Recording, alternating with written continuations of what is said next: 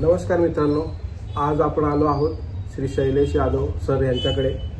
तर आज आपण त्यांचा इंटरव्ह्यू घेणार आहोत आणि आजोबांचे त्यांचे जुने किस्से आपण त्यांच्याकडनं, गमतीदार किस्से आहेत ते आपण त्यांच्याकडनं ऐकणार आहोत आणि ते माझ्या पुस्तकाला म्हणजे मला पुस्तक लिहिताना खूप उपयोगी आहेत आणि आपण त्यांचा इंटरव्ह्यू आणि सर तुमचा परिचय द्या। नमस्कार, मी शैलेश यादव।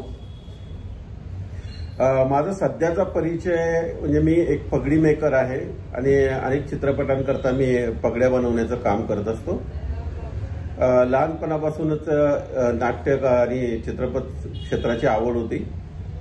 म्हणजे वयाच्या 5व्या वर्षापासून मी स्टेजवर कामं केलेली आहेत। नंतर काही काळ मी रंगभूषाकार म्हणूनही काम केलेलं आहे।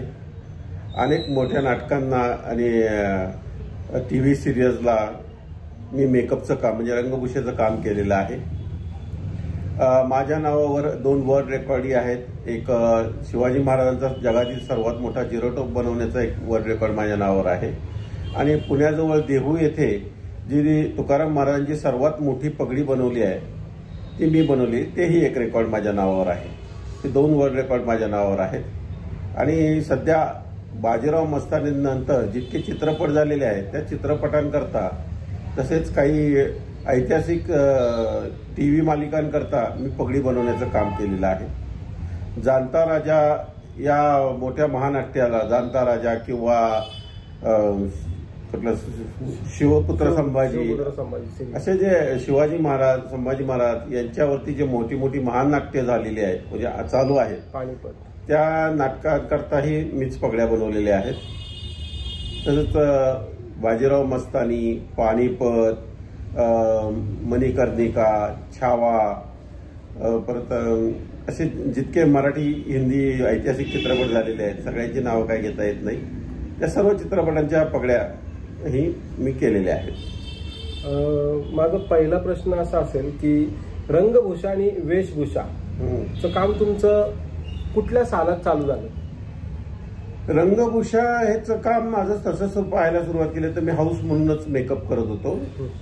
सर्वात पहिली रंगभूषा मी 7वीला असताना म्हणजे शाळेमध्ये आमच्या जे आमचे प्रसंग नाट्यदर्शन किंवा शाळेचे नाटकाचे कार्यक्रम व्हायचे त्या नाटकांकरता आम्ही रंगभूषा करायचो। म्हणजे पावडर लावणं, रूज लावणं, लिपस्टिक लावणं या गोष्टी लावून त्या काळात म्हणजे एकमेकांना मिशा काढणं हे असे एकमेकांचे काम आम्ही सुरू करत होतो।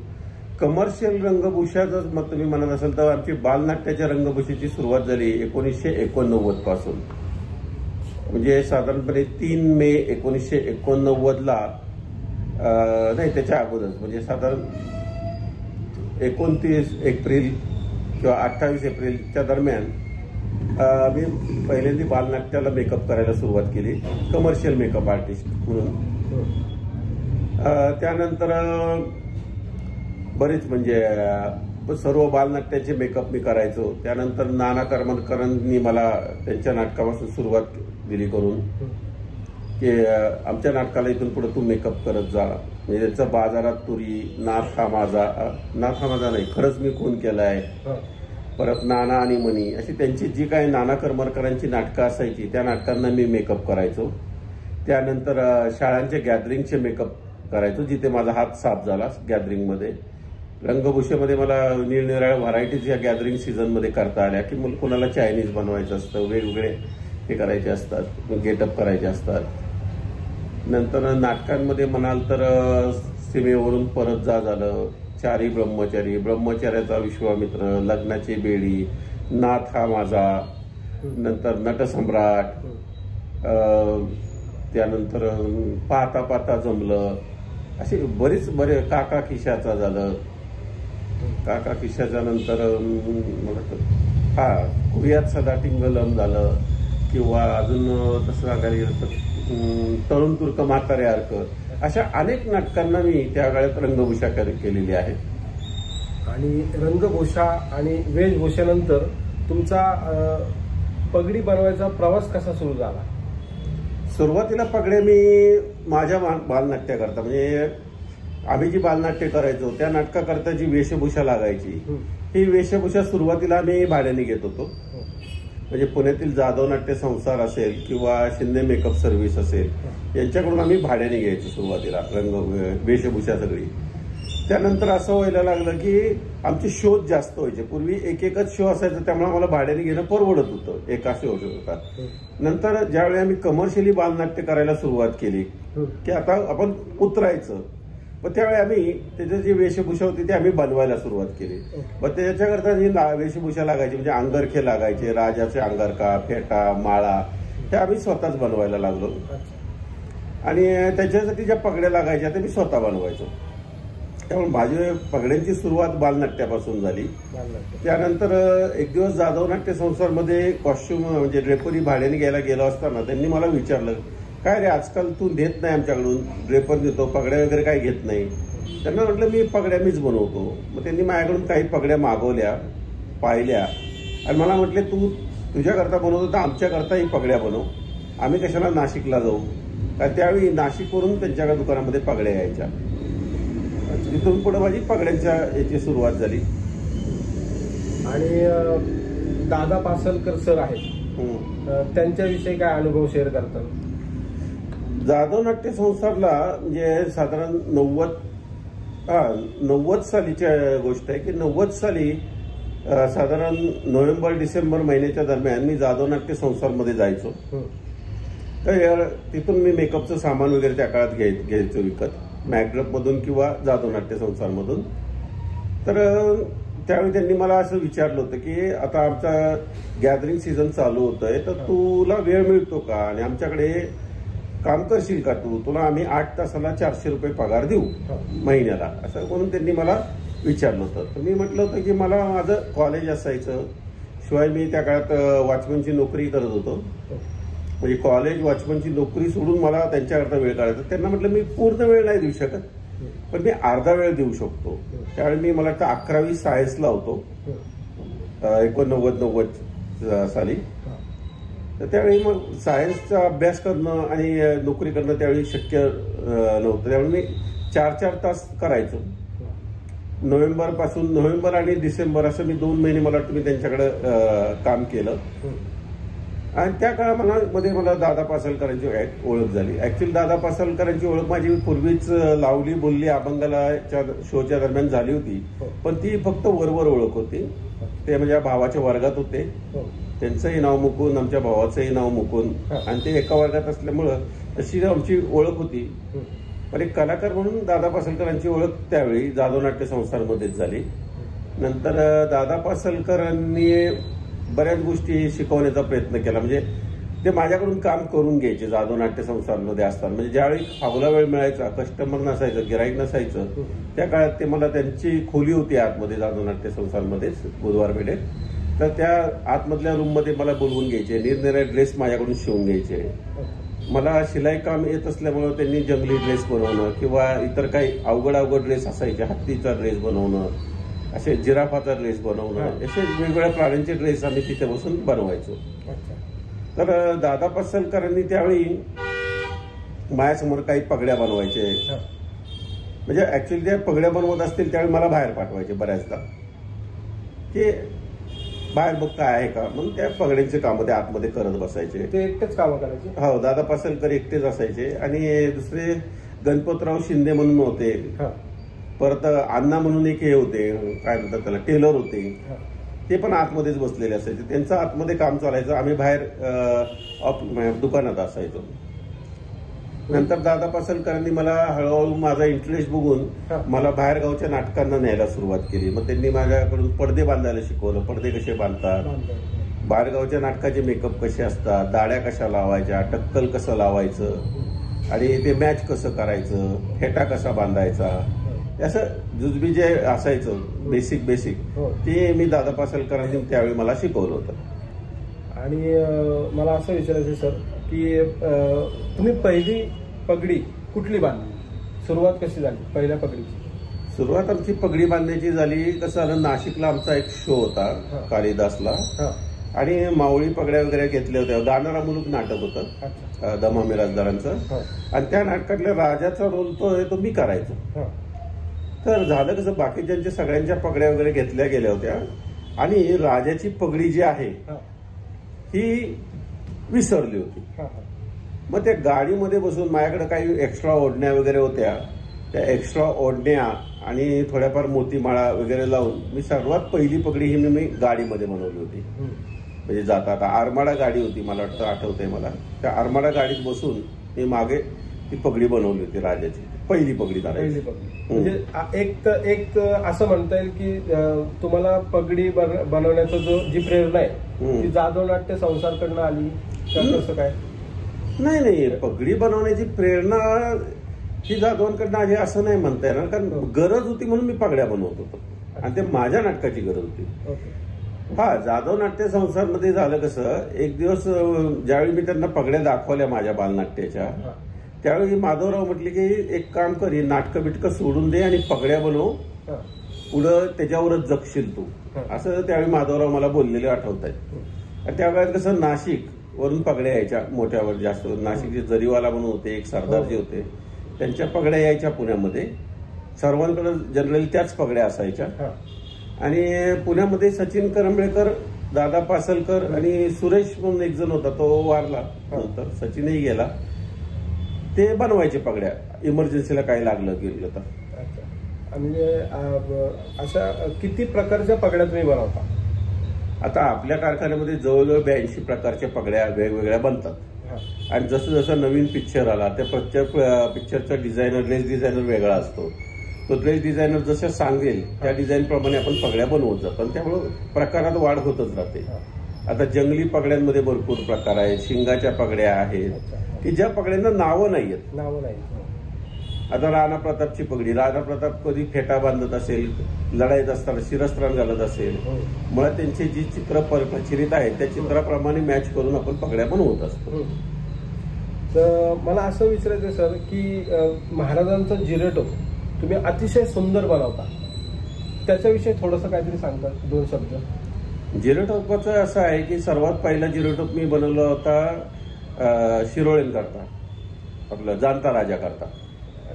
म्हणजे आपल्या शिंदे मेकअप सर्व्हिसची त्यावेळी ड्रेपरी असायची जाणता राजाला, आणि त्यावेळी बाबा शिंदेंनी सांगलीवरून एक मोल्ड आणला होता.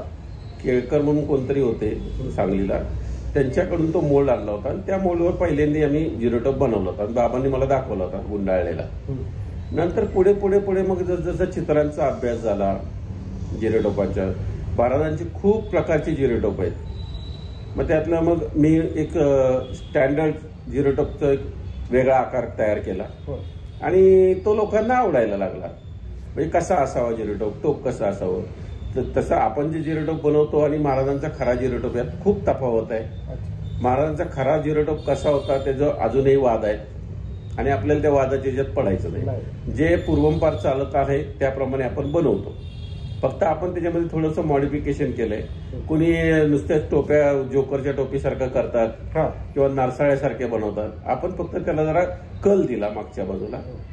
आणि स्वराज्य रक्षक संभाजीमध्ये जे आहेत त्यावेळी अमोल कोल्हे मला काय म्हटलं होतं की शिवाजी महाराज आणि संभाजी महाराज या दोन्ही रोल मीच करणार आहे.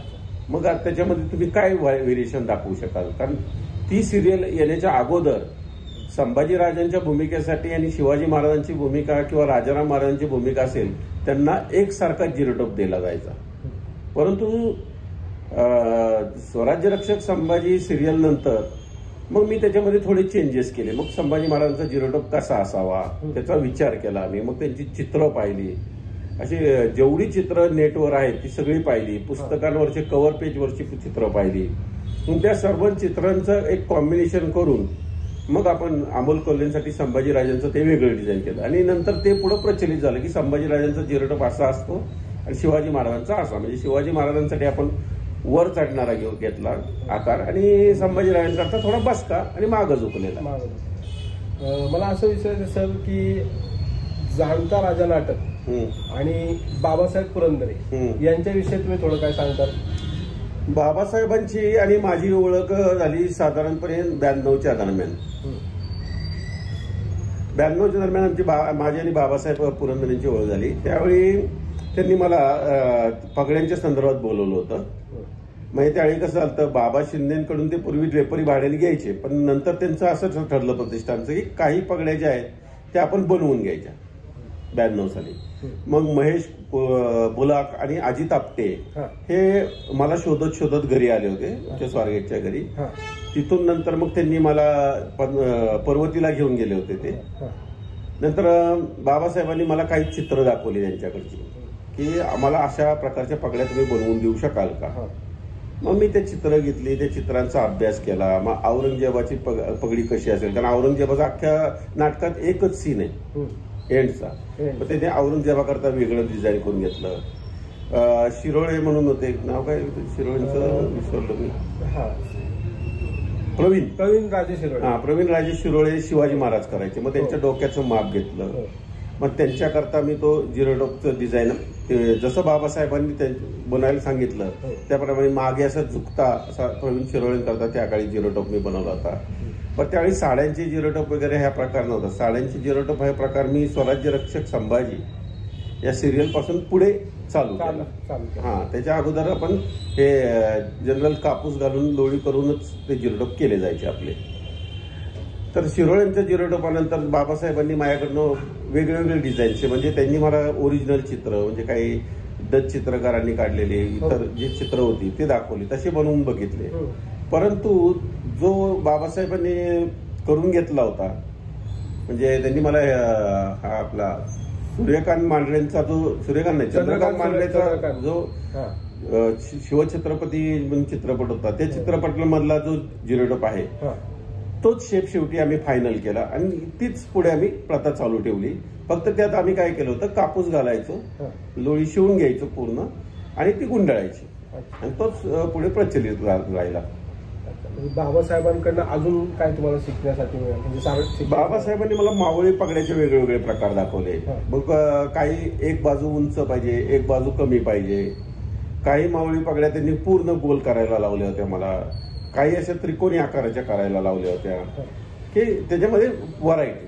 म्हणजे शिंदेशाही होळकर नाही, शिंदेशाही होळकर ही नावं पण त्यावेळी मला माहित नव्हती. शिंदेशाही होळकर ही नावं मला 2010 नंतर कळली. तुमचा इतिहासाचा अभ्यास 2010 नंतर सुरुवात केला, त्याच्या अगोदर काही नाही. कांबळे मामा यांची भेट तुमची आणि त्यांची भेट कधी झाली? कांबळे मामांची माझी भेट 1990 साली झाली. म्हणजे ज्यावेळी मी जाधव नाट्य संसारमध्ये कामाला होतो त्यावेळी जाधव नाट्य संसारमध्ये काशीनाथ खरोटे, नंतर गणपतराव शिंदे, कधीतरी मुरली मामा असायचे आणि आपले कांबळे मामा तिथं येऊन बसलेले असायचे गप्पा मारत. यांच्या गप्पा चालू असायच्या ब्रेकअप संबंधी, याच्या संबंधी, आणि आम्ही त्या गप्पा काम करत करत ऐकायचो. त्यावेळी मला वाटतं मी फक्त 90 साली 17-18 वर्षाचा असेल, 90ला 18 वर्षाचा होतो मी त्यावेळी. फक्त त्यावेळी मी यांच्या गप्पा ऐकायचो. मग हळूहळू आमची ओळख झाली. मग माधवराव मामांना म्हणायचे, तुम्ही चाललाय ना दोघं मेकअपला, याला पण घेऊन जा, याला पण शिकवा, याला पण तयार करा. सुरुवातीला मामा मला हे करायचे, म्हणजे असंच नवीन पोरग आहे फुडतूर पण करायचे, कधी कधी कामं पण सांगायचे वेगळी वेगळी, असं असतं तसं असतं, असं उचलायचं असतं तसं उचलायचं. गणपतराव शिंदे पण तसंच करायचे, अशी नाही घडी घालायची, तशी नाही घडी घालायची. पण मी आपलं शांत ऐकायचो, मोठी माणसं आहेत ऐकायचो मी त्यांचं. नंतर मग मी त्यांच्याबरोबर मनात बसलो. मी त्यांना काही कामच करून द्यायचो. म्हणजे मामा मेकअपला असायचे, गणपतराव शिंदे कॉस्ट्युमला असायचे, काशीनाथ खरोटे कधी कधी मेकअपला असायचे आणि जायचं. म्हणजे जनरली रविवारी जी नाटकं असायची त्याला मामा हमखास असायचे. ऑड डेला असली तर मग मामांचं कधी कधी दुपारचं जर नाटक असेल तर मामांचा प्रॉब्लेम व्हायचा. मामांबरोबर मी सगळ्यात पहिल्यांदा केलं तर सीमेवरून परत जा नाटक. सीमेवरून परत जा नाटकाच्या वेळी त्यावेळी सेल्युकस नावाचा एक माणूस आला नव्हता, तर त्यावेळी मला उभं पण केलं होतं त्यांनी त्या सेल्युकसच्या रोलसाठी. मामा यातनं असेच एखादा आर्टिस्ट आडला नसला तर ते स्वतःही रोल करायचे, ऍक्टिंग करायचे. नंतर जाधवांकडे पडगम नावाचं एक नाटक आलं होतं. त्या पडगमच्या 6 पेट्या होत्या. त्या 6च्या 6 पेट्या आम्ही वरून खाली आणायचो. त्यावेळी पहिल्या मजल्यावर होतं जाधव नाट्य संसार. वरून खाली आणायचो, खाली आणून डोक्यावर घ्यायच्या, डोक्यावरून दत्त मंदिरापर्यंत जायचं, कारण इकडे गाडी लावायला जागा नसायची. किंवा मग असं जर गंधर्वला प्रयोग असेल तर एका रिक्षात एकच पेटी बसायची जनरली. आणि त्या काळात टेम्पो वगैरे हा प्रकारच नव्हता. हातगाडी होती, पण हातगाडी पण एवढी नव्हती कधी वापरली. एक रिक्षानी पेटी नेऊन टाकायचं, किंवा मग नुसत्याच एका रिक्षात 2 पेट्या भरायच्या. अशा ते 6 पेट्या 3 रिक्षा करायच्या. आणि आम्ही श्री गणपतराव मामा, कांबळे मामा, आणि कधी कधी बाळचितळे पण असायचे आमच्या बरोबर पडगमच्या वेळी. हा, आणि तिथून आम्ही ते नाटकाला जायचो. मग ज्यावेळी बाळचितळे मेकअपला असतील त्यावेळी मामा कॉस्ट्युमला असायचे. मग ते मेकअपच्या फंदात नाही पडायचे, बाळचितळे मेकअप करायचे, मी दोन्हीकडे त्यांना मदत करायचो. मला असं एक विचारायचं आहे की तुम्ही काही बाहेरच्या दौऱ्यांना तुम्ही पेट्या डोक्यावर सुद्धा वाहिल्या? हो, आता जाधव नाट्य संस्थांमधून बाहेर काढलं तर ते त्या पेट्या होत्या ते डोक्यावरच न्याव्या लागायच्या. कारण स्वारगेटला कसं व्हायचं, एक तर आम्हाला बस जी असायची शिरूर भाग किंवा इकडच्या नगर भागात जर जायचं असेल तर आम्हाला शिवाजीनगरला जावं लागायचं. शिवाजीनगरला रिक्षातून काढली पेटी की ती पेटी एसटी पर्यंत आम्हाला डोक्यावरूनच घेऊन जावं लागायचं. एका नाटकाला 2 पेट्या तर कमीत कमी सामान असायचं. म्हणजे त्यात तलवारी असायच्या, भाले असायचे, भाल्यांच्या काठ्या असायच्या, पण त्यात पडदे पण असायचे. म्हणजे बाहेरगावाच्या नाटकाचे जे पडदे वगैरे असायचे तेही त्याच पेटीत असायचे. परत आम्हाला हे होती, पगड्या खराब नाही झाल्या पाहिजे, तर पगड्यांची पेटी वेगळी असायची, हलकी असायची. पगड्यांची पेटी सगळ्यात हलकी असायची. पडदे आणि कपड्याच्या पेट्या होत्या त्या खूप जड असायच्या. पण त्यावेळी कसं व्हायचं, जाधव नाट्य संस्थांमधून खाली उतरलं, जर रिक्षा खाली आलेली असेल तर रिक्षा जी आहे ती आम्हाला बाहेरपर्यंत सोडायची. तिथून पुढे मात्र डोक्यावरनं पेट्या घेऊन आम्हाला जावं लागायचं. म्हणजे आम्ही, मला वाटतं भरपूर नगर वा शिरूर भागातले 5-6 गावांना मी त्यांच्याबरोबर गेलो होतो. पुण्यामध्ये वरव्याला गेलतो. नंतर परभणीला दुष्काळी भाग आहे तिकडे मी मामांबरोबर गेलो होतो. त्यावेळी आमचे जेवणाचे खूप हाल झाले होते. म्हणजे परभणीचा किस्सा सांगण्याचा काय, परभणीला आम्ही गेल्यानंतर तिथं उतरलो, म्हणजे प्रॉपर परभणीमध्ये नव्हतं, परभणीमध्ये जिल्ह्यामध्ये एक गाव आहे कुठलं तरी, ते आता मला नाव आठवत नाही. त्या गावाच्या इथे एसटी उतरते, दिवसभरात एकच एसटी असते, एक जाणारी आणि एक येणारी. ती तिथं उतरली की तिथून पुढे आपल्याला स्वतः चालत जावं लागतं.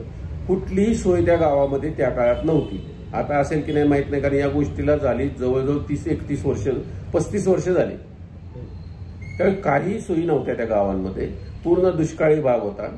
आमच्याकडं माधवरावांनी पैसे आम्हाला देऊन ठेवलेले, ते सगळं होतं. आम्ही त्या एसटीतनं उतरलो, 2 पेट्या होत्या आमच्या, आणि प्लस मेकअपची बॅग खांद्याला वेगळी. ते सामान घेऊन एसटीतनं उतरून अख्ख्या गावभर आम्ही फिरलो. त्या गावामध्ये एकही हॉटेल नव्हतं. दुसरी गोष्ट, दुपारचं कुणी, आम्ही मला वाटतं 3-3:30च्या दरम्यान तिथे पोहोचलो असो दुपारी. आमची काही सोय त्या लोकांनी केलेली नव्हती. सामान न्यायला काहीही नव्हतं. तिथून आम्ही त्या डोक्यावर पेट्या घेऊन आम्ही जेवण कुठे मिळतंय ते शोधत फिरत होतो. म्हणजे खिशात पैसे असूनही आम्हाला तिथे जेवण मिळालं नाही. नंतर तिथं गेल्यानंतर त्या गावाच्या जे ग्रामपंचायतीचं कार्यालय होतं तेही साधंच झोपडीवाजा असंच कौलारू होतं. तिथे त्या पेट्या आम्ही ठेवल्या. तिथल्या लोकांना विचारलं, अहो आम्हाला बोलवलंय. तर मामा त्यावेळी भांडायचे बघा छानपैकी. आणि तिथल्या माणसाला त्यांनी विचारलं, आम्हाला एवढ्या लांब न पुण्यावरनं तुम्ही बोलवलंय, तुम्हाला आमची काही खायची पिण्याची व्यवस्था करायची नाहीये का? ते माणसं डायरेक्ट आम्हाला म्हटले, आम्हाला काय माहिती तुम्हाला खायला द्यायचं असतं. मग त्यांचेच खायचे वांदे होते. अशा गावात त्यांनी पाठवलं होतं दुष्काळी भागात. हा, मला वाटलं गणपती मधलाच शो असावा. नाही, जत्रा होती त्या गावची काहीतरी, पण तिथे साधी जत्रा असायची. त्यांनी गावातल्या लोकांनी ते नाटक बसवलं होतं कुठलं तरी. असंच एक मजेशीर किस्सा म्हणजे असं झाला तुमच्या दोघांविषयी नाही का, की मिशी दाड्या कमी पडल्या तर तुम्ही काय केलं ते थोडं. एकदा मला वाटतं कुठलं तरी नाटक होतं, बाहेरगावच नाटक होतं. काय झालं, रक्तात रंगली कुऱ्हाड नावाचं एक नाटक होतं खेडेगावचं. तिथल्या लोकांनी जत्रेत बसवलेलं होतं ते. आणि त्या नाटकामध्ये कसं बेरड वगैरे असे रामोशी असे दाखवायचे होते. आणि जाधवांकडनं कसं व्हायचं, कल्ले मिशा वगैरे ते त्यांनी भाड्याने दिले तरच, भाडं दिलं पब्लिकनी त्या तरच ते दाड्या मिशा वगैरे द्यायचे. त्यावेळी नेट खूप कमी वापरली जायची. बांधायच्याच दाड्या असायच्या जनरली, किंवा अडकवायच्या असायच्या, ताराच्या मिशा असायच्या. क्रेपरचे करायचे का नाही, त्यावेळी क्रेफेल वापरायचो. गम होता बॅग मध्ये. पण झालं कसं, त्यावेळी नेमकी क्रेपेर विसरले होते मामा. मेकअपची बॅग मामांची असायची, मी काय बॅग बनवलेली नव्हती त्या काळात. त्यांचंच मेकअप किंवा जाधव नाट्य संसारची बॅग असायची, त्याच्यामध्ये क्रेपेर नव्हती, गम होता. तर त्यावेळी असं झालं त्या नाटकाच्या वेळी, जो तो यायचा, मी हा बेरड करतोय, मला अशा मिशा पाहिजेत. मामा म्हणायची अशा मिशा. बरं, त्या काळात असं होतं की एक पेन्सिलने मिशा काढल्या जायच्या, लावा बिवायची जास्त भानगड नसायची. नाही, आम्ही एवढे पैसे दिलेत, हे केले, मेकअप आम्हाला मिशा पाहिजेत, हे पाहिजेत, ते पाहिजेत. मग मामाने त्यावेळी काय केलं, मक्याची कणस होती, त्या मक्याची कणस मागवली होती त्यांनी, आणि त्या कणसातले केस जे आहेत ना ते गमनी चिकटून त्याच्या मिशा तयार केल्या होत्या. हा, नंतर एका ठिकाणी त्यांनी सुतळीच्या पण केल्या होत्या. म्हणजे क्रेपेर संपली होती आणि इंग्रज दाखवायचा होता मला. त्यावेळी काय केलं होतं, ती सुतळी असते ना, सुतळी आपली, ती सुतळी पिंजली आणि त्या सुतळीचे केस करून ती इंग्रजाला लावले होते. म्हणजे असे काय खूप जुगाड तुम्ही केलेत ना. हो, एकदा तर काय झालं, महाबळेश्वरच्या जवळ कुठलं तरी छोटंसं गाव आहे, तिथे असं जत्रेतलं नाटक होतं आणि तिकडे जायला गाड्या कमी असल्यामुळं आम्ही सकाळीच गेलो होतो, म्हणजे सकाळीच पोहोचलो होतो. त्या लोकांनी आमची व्यवस्था वगैरे चांगली केली होती, आम्हाला रूम वगैरे दिली होती चांगली, सगळं आलं. आमच्या समोर त्यांनी प्रॅक्टिस पण सुरू केली, आम्ही त्यांची प्रॅक्टिस पण बघत होतो. आणि 3-4 वाजता काय झालं, त्यांचा जो शिवाजीचा रोल करणारा माणूस होता तो आडला, नाही त्यांच्यात भांडणं झाली. तो आला नाही, त्यांनी डायरेक्ट सांगितलं मी रोलच करणार नाही. आता रोल करणार नाही, मग काय नाटक कॅन्सल करायचं का? यांनी एवढं चांगलं नाटक बिटक बसवलेलं शिवाजी महाराजांच्या याच्यावर, मग करायचं काय? तर त्यांचा तो प्राउंटर होता, म्हणजे जो डायलॉग विसरले तर जो सांगतो तो एक प्राउंटर होता. त्या प्राउंटरला मामांच्या समोर उभा केला त्यांनी. त्याचं काय आलं होतं, त्याचा ओठ असा इथे फाटलेला होता, त्यामुळे तो बोलताना त्याची अशी थुंकी उडायची आणि बरेचसे शब्द त्याचे बोलले जायचे नाही. त्यासमोर उभा केलं, मामाने विचारलं ह्याला शिवाजी करता येईल का? मामा म्हटले याचा ओठ फाटलेला आहे, दात दिसत आहेत, कसं काय करायचं? अहो त्यांनी मग रिक्वेस्ट केली, अहो काय करा, नाही तर आम्हाला नाटक कॅन्सल करायला लागेल. एकमेव माणूस असा आहे की ज्याचं अख्खं नाटक पाठ आहे. आता आयत्या वेळी शिवाजी कुठनं उभा करू आम्ही? कुठनं उभा करायचा? मामा म्हटले ठीक आहे करतो. मग मामांनी काय केलं, मेडिकलच्या दुकानातनं ती चिकटपट्टी मागवली पांढरी. त्यावेळी ती डॉक्टर चिकटपट्टी, डॉक्टर टेप ती मागवली, ती चिकटपट्टी लावली त्याच्या ओठाच्या तिथं, जिथं फाटलं होतं तिथं. नंतर ओठ बीट मस्त असा रंगवला, लिपस्टिक बिस्टिक लावून ते मॅच केलं. नंतर त्याच्यावर मिशी लावली आणि मग तो शिवाजी केला. मला म्हटले बघ हे असलं काय काय करावं लागतं बा आपल्याला. पण त्या मामांचं डोकं चालायचं भरपूर. हमीदाबाईच्या कोठीला पण मामा होते माझ्याबरोबर, बालगंधर्वला शो होता. मग नंतर ते हमीदाबाईची वय नंतर वाढत जातं, नंतर तिचा कॅन्सर वाढत जातो. म्हणजे प्रत्येक सीन नंतर मग ती हमीदाबाई आत आली की मामा मला सांगायचे, शैल्या जर हिचं वय वाढव, जर राहिला आता पेल कर म्हणजे थोडंसं क्रूश करायचं, म्हणजे आजारी दिसले पाहिजे. बरं त्या काळात आता आंबर पावडर शक्यतो कोण वापरत नव्हतं, पण आमच्या मेकअप बॅगमध्ये आंबर पावडर असायची. मग आता बरेचसे मेकअप मॅनला माहीत पण नसेल आंबर पावडर, फक्त आंबर पावडरने ते म्हातारा करायचे. म्हणजे ब्रश ते असं आंबर पावडरनी सुरकुत्या वगैरे काढायच्या, आंबर पावडरनीच काढायच्या. नंतर डोळे आत गेलेले दाखवायचे, आंबर पावडरच फिरवायची की झाला माणूस. डोळ्यांच्या खाली डार्कनेस तुम्ही आंबर पावडरनी करायचं. त्यावेळी हमीदाबाईच्या कोठीला पण खूप आमची मजा झाली. म्हणजे कसं व्हायचं, ती हमीदाबाई यायची, ती खूप जाड होती, एक तर रुबीना कुरेशी होती, ती यायचीच नाही पटकन. मग आम्हाला ते विंगेत जा, पळत जा, मग तिला थोडंसं पेल हे करा, आजारी करा. नंतर त्याच्यामध्ये एक सीन आहे हमीदाबाईच्या कोठीमध्ये की शेवटी लुक्का दादा जळतो, म्हणजे त्याचा चेहरा जळतो. म्हणजे ती हमीदाबाईची मुलगी मशाल मारते त्याच्या चेहऱ्यावर, त्याचा चेहरा जळतो आणि तो इफेक्ट दाखवायचा होता. मामानं म्हटलं आता काय करायचं त्याला, काय त्यावेळी मला हे माहिती होतं की टिश्यू पेपर चिकटून आपल्याला भाजलेला चेहरा किंवा मास्क, हे म्हटले काय करायचं मास्क. मामांनी काय केलं, त्या लुक्का दादाचा रोल करणाऱ्याच्या हातावर आंबर पावडर टाकली, त्याच्यावर खोबरेल तेल टाकलं, थोडंसं ग्लिसरीन टाकलं, म्हटलं असाच जायचं म्हणे हातात घेऊन. आणि तिने मशाल मारली की तू असं तोंड कर आणि श्व वगैरे असं हे करून घे, हा बास तेवढंच कर म्हणे बास. आणि आमचा तो सीन ओके झाला होता. म्हणजे एकदम तो एक्सपिरियन्स हे झाला, सक्सेस झाला. अजून काय अशा गमतीशीर किस्से की आता तुम्ही नट सम्राट केले आणि अजून विविध नाटकं केले, त्यातले काय अजून गमतीदार किस्से काय? गमतीदार किस्से असे जास्त आमचं कसं व्हायचं, आम्ही कामात एवढे टेन्शन असायचं. जाणता राजालाच एकदा काय झालं, बाबासाहेबांना त्यावेळी सवय असायची आदनं मधनं रोल करायची. त्यावेळी मामा कॉस्ट्युमला होते जाणता राजाच्या रेपरीला, म्हणजे 90-92चीच गोष्ट आहे. इथं आपल्या न्यू इंग्लिश स्कूल नाही रमण बागेत रमण बागेची नाही जाणता राजा न्यू इंग्लिश स्कूलच्या ग्राउंडला लागला होता त्यावेळी 90-92. हा त्यावेळी झालं कसं, अचानक बाबासाहेबांना इच्छा झाली मावळा बनून जायची आणि सगळ्या सुरवारी गायब. बाबांनी अंगरखा घातला, सगळं घातला. अरे सुरवार द्या, कुठेही सुरवार. ते मामांनी काय करावं, पटकन त्यांचा पायजमा होता तो असा दुमाडला आणि त्याला पिन लावून टाकली. ना झाली बाबा सुरवार, जा. जसे जुगाड तिथल्या तिथं करायचे, इन्स्टंट त्यांच्या डोक्यात आयडिया यायचा. आणि मला असं विचारायचं की जाणता राजाचे तुम्ही किती प्रयोग केले? मी शक्यतो नाही जास्त जाणता राजा याच्यामध्ये पल्लत पडलो नाही, कारण माझं मी पगड्यांचंच काम मी करायचो. आणि मेकअपला तर त्यांची विक्रम गायकवाडांचीच टीम होती सगळी, त्या मेकअपमध्ये मला. पण मी सहज गंमत म्हणून जायचो जाणता राजाला, हे ऍज अ वर्कर म्हणून मी कधी जाणता राजाला गेलो नाही. पगड्या माझ्या होत्या म्हणून मी जायचो. विक्रम गायकवाड सरांचं नाव काढल्यामुळे मी त्यांचं थोडंसं विचारतो, त्यांची आणि तुमची मैत्री कशी झाली? विक्रम गायकवाडांची आमची म्हणजे कसं असतं, त्यांच्या दृष्टीने मी एकलव्य होतो. हा म्हणजे ऍक्च्युली मला त्यांच्याकडे शिकण्याचा योग आला नाही कधी मेकअपमध्ये फारसा. पण त्याचे कसं झालं, 1988 साली म्हणजे साधारण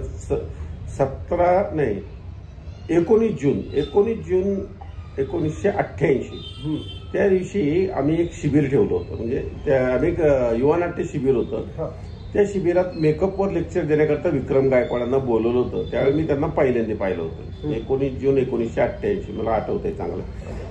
आणि त्यावेळी त्यांनी मेकअप करून दाखवले होते आणि मी फुल इम्प्रेस झालो होतो. त्यावेळी माझ्या डोक्यात फक्त ऍक्टिंगचा किडा होता. मेकअप वगैरे हे कमर्शियल करायचं हे माझ्या डोक्यात नव्हतं. ऍक्टिंग मध्येच पूर्ण मी हे होतो, वेळ सगळं ऍक्टिंगचंच होतं मला. पुढे मग ते मेकअप मन कसा झालं काय झालं ते खूप अवघड किस्सा, अवघड गोष्ट आहे ती. म्हणजे हे झालं तर त्यावेळी विक्रम गायकवाडांनी माझ्यावर मेकअप केले होते, म्हणजे माझ्या चेहऱ्यावर. म्हणजे मला असं टक्कल लावून दाखवलं होतं, एक डोळा गायब करून दाखवला होता. त्यानंतर कसं व्हायला लागलं की ते साल गेलं, 89 गेलं. 90 साली मी मेकअप मन म्हणून उतरतो या लाईन मध्ये. कमर्शियली. कारण कसं झालं, मुळात प्रॅक्टिस तर असायची माझी, बालनाट्यामुळे भरपूर प्रॅक्टिस झाली. नाना करमरकरांच्या याला नाटकाला याला त्याला करून. आणि स्पर्धेची नाटकं त्यावेळी खूप असायची. म्हणजे त्यावेळी सोहमची स्पर्धा होती, पुरुषोत्तम करंडक होता, परत अनेक बऱ्याच स्पर्धा होत्या त्यावेळी. वेगवेगळे करंडक असायचे, बँकांच्या स्पर्धा असायच्या, परत आंतरशालेय स्पर्धा होत्या, आंतर कॉलेज स्पर्धा वेगळ्या वेगळ्या असायच्या. तर त्या स्पर्धांना माझे मेकअपची प्रॅक्टिस खूप व्हायची. मग त्यावेळी कसं व्हायचं, काही जण विक्रम गायकवाडांच्या टीमला द्यायचे मेकअपची ऑर्डर, काही जण भावे काकांना मेकअपला बोलवायचे, काही ग्रुप होते ते मला बोलवायचे. म्हणजे टीम तयार झालं. हा म्हणजे कामगार कल्याणला तर फिनोलेक्स कंपनी माझ्याकडे होती आणि परत मला अल्फा लवाल माझ्याकडे होती. 4-5 कंपन्या माझ्याकडनं करून घ्यायच्या, काही कंपन्या भावे सावंत काकांकडनं करून घ्यायच्या, काही कंपन्या विक्रम गायकवाडांकडनं करून घ्यायच्या. त्यावेळी भरतला कसं व्हायचं, एका टेबलाला विक्रम गायकवाडांनी घ्यायची 5-6 जण मेकअपला, आतल्या रूम मध्ये भावे काका आणि त्यांचे 4-5 जण, आणि अलीकडच्या टेबलला मी एकटाच मेकअप करायचो. हे कुठल्या नाटकाला होतं? हे स्पर्धांना. ओके. एकेका म्हणजे पुरुषोत्तम नाही, हे आपलं सोहम किंवा अशा स्पर्धांना, आंतर कंपन्यांच्या स्पर्धा वगैरे, बँकांच्या स्पर्धा, त्या स्पर्धांना असं बऱ्याच वेळा आमचं असं क्रॉस व्हायचं. पण ते मेकअप करताना मी बघत राहायचो. आणि विक्रम गायकवाड माझ्याकडे फक्त नजर टाकायचे, माझा हात कसा चालतोय, काय चालतोय. नंतर शिंदे मेकअप सर्व्हिसमध्ये आमचं जाणं येणं सुरू झालं, कारण तिथं मित्रमंडळ माझं बरंचसं शिंदे मेकअप सर्व्हिसला होतं. तिथे शिंदे मेकअप सर्व्हिसमध्ये गेल्यानंतर तिथे विक्रम गायकवाड असायचे. मग त्यांनी माझी स्वतःहून ओळख करून घेतली. मेकअप पाहतो आम्ही तुला मेकअप करताना, भारी होतं. मग तिथे सुहास गवते वगैरे ऍक्च्युअली ते सगळे मला चिडवायचे, कारण त्यांच्या दृष्टीने मी खूप ज्युनियर होतो. म्हणजे वयाने लहान होतो, ज्युनियरही होतो, पण माझ्याकडे कशी काय कामं येतात. बरोबर. मी जो मेकअप करायचो हा माझ्या आर्टचा म्हणजे चित्रकलेच्या बेसवर मी मेकअप करायचो. म्हणजे माझ्या चित्रकलेचं जे ज्ञान आहे ते मी मेकअपमध्ये उतरवायचो. म्हणजे म्हातारा जर करायचं असेल तर मी पूर्ण ते चित्र जे आहे ते पेंटिंग केल्यासारखं मी ते म्हातारा वगैरे करायचो.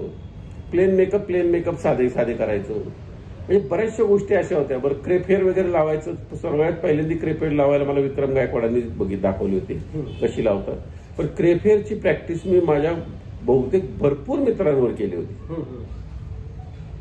त्यानंतर विक्रम गायकवाडांनी एकदा मला बोलले पण एक काम कर, तू माझ्याकडे ये मेकअपला, पण सगळं विसरून यायचं. म्हणजे तू जे करतो ते सगळं विसरायचं आणि मी जे सांगाल तेच करायचं, नव्याने शिकायचं. हा, सगळं. आणि ये माझ्याकडं. त्यावेळी त्यांच्याकडं नरेंद्र वीर होता, दिनेश नाईक होता, सुहास गवते होता, परत आमचा कांबळे सुनील कांबळे त्यांच्याकडेच होता.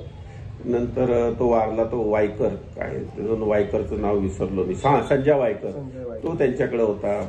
ही बरीचशी मंडळी विक्रम गायकवाडांकडे होती मेकअप करायला. विक्रम गायकवाड झाले, त्यांची मेकअपची पद्धत वेगळी होती. जाधव नाट्य संस्थाची जी टीम होती त्यांची पद्धत वेगळी होती. बबनराव शिंदे आणि बाकीची जी टीम होती त्यांची पद्धत वेगळी होती. परत रामभाऊ काशीद म्हणून त्या काळात एक चांगले मेकअप आर्टिस्ट होते. पी डंबेरे म्हणून एक मेकअप आर्टिस्ट होते, त्यांची पद्धत वेगळी होती. मी सगळ्यांच्या पद्धती बघितल्या. भावे काकांची पद्धत वेगळीच असायची. म्हणजे भावे काका आधी बेस करायचे, नंतर वर्ण मेकअप करायचे. विक्रम गायकवाड काय करायचे, आधी जे काय करायचंय बदल ते आधी करून घ्यायचे आणि वर्ण बेस लावायचे. असे बरेचसे फरक होते. आणि जाधव नाट्य संस्थाची जी टीम होती ती टीम म्हणजे पॅनकेक लावणे, आयब्रो करणे, दाढ्या लावणे, मिशा लावणे, बस. पण क्रेपेरचं काम त्यावेळी जाधवांमध्ये भरपूर जण करत. बेसिक मेकअप होता तिथे. हा, नाही टकलं लावणं असायचं, गेटअप असायचे ना, शिवाजी महाराज करणं असायचं, मावळा करणं असायचं. बरेचसे मेकअप मध्ये खूप व्हरायटी. म्हणजे इतके मेकअप मध्ये बाळचित्रे त्या काळात मेकअप आर्टिस्ट मोठे होते. बाळचित्र्यांच्या हाताखाली पण मी काम केलेलं आहे. मामा कांबळेंबरोबर काम केलंय. काशीनाथ खरोटेंबरोबर. काशीनाथ खरोटेंची पद्धत म्हणजे त्या काळात ट्यूबची पद्धत होती. काशीनाथ खरोटे पॅनकेक वापरायचे नाहीत, ट्यूब वापरायचे. म्हणजे वेगवेगळ्या रंगाचे ट्यूब येतात. हा. परत काशीनाथ खरोटे आणि मामा कांबळेंकडे मी ते पॅनकेक करायला बसायचे. म्हणजे मामांना सुट्टी असली की ते यायचे तिथे. मग ते शेड बनवत बसलेले असायचे काशीनाथ खरोटे आणि मामा. 28 नंबरची शेड कसली, मग ते दोघांच्या चर्चा ऐकायचो मी. ते काय करायचे, झिंक ऑक्साईड घ्यायचे. झिंक ऑक्साईड मध्ये पिवळी, थोडासा ऑरेंज, थोडीशी आंबर पावडर, थोडस ग्लिसरीन आणि बदामाचे तेल 1-2-3 थेंब आणि एरंडाचं तेल टाकायचं आणि ते मिक्स करून शेड बनवायचे. डार्क कलर घालवायचं असेल तर आंबर पावडरचं प्रमाण वाढवायचं. म्हणजे आधी 25ची शेड करायची असेल तर झिंक ऑक्साईड वाढवायचं. बेसची शेड म्हणजे 28 नंबर. नंतर त्यात थोडंसं झिंक ऑक्साईड टाकलं 27, थोडं झिंक ऑक्साईड वाढवलं की झाले 26, थोडं वाढवलं. असं करत व्हाईट करायचं असेल तर हे आणि इकडं डार्क करायचं ना आंबर पावडर, असं करत ते पॅनकेकचे शेड्स बनवायचे. शेड ठेवायचे कसं? नाही, पॅनकेकचे जे मोकळे झालेले डबे असायचे ना निपीच्या, त्या डब्यांमध्ये ते पॅनकेक भरून ठेवायचे. म्हणजे ते सुकून जायचं. हा. नंतर मग त्यांनी आम्हाला डब्या आणून दिले त्या माधवरावांनी. त्या डब्यांमध्ये त्या शेड करून ठेवलेल्या असायच्या की ज्या पाण्याने लावता येतील. नंतर मुर्दाशंक म्हणून होता, तर मुर्दाशंक उघडून त्याचं पण करायचं. तेही मेकअपचे प्रकार मी रामलीलामध्ये शिकलो. मेकअप मध्ये करल तेवढं कमी, आता बंद केलंय. तुमचे जवळचे मित्र सुहास गवते, त्यांच्याविषयी 2 शब्द बोला. सुहासचं असं आलं की सुहास 1986 साली साधारण 18 डिसेंबरला, नाही 15ला शिबिर चालू होतं. 17 डिसेंबरला त्याची माझी ओळख झाली 1986 साली.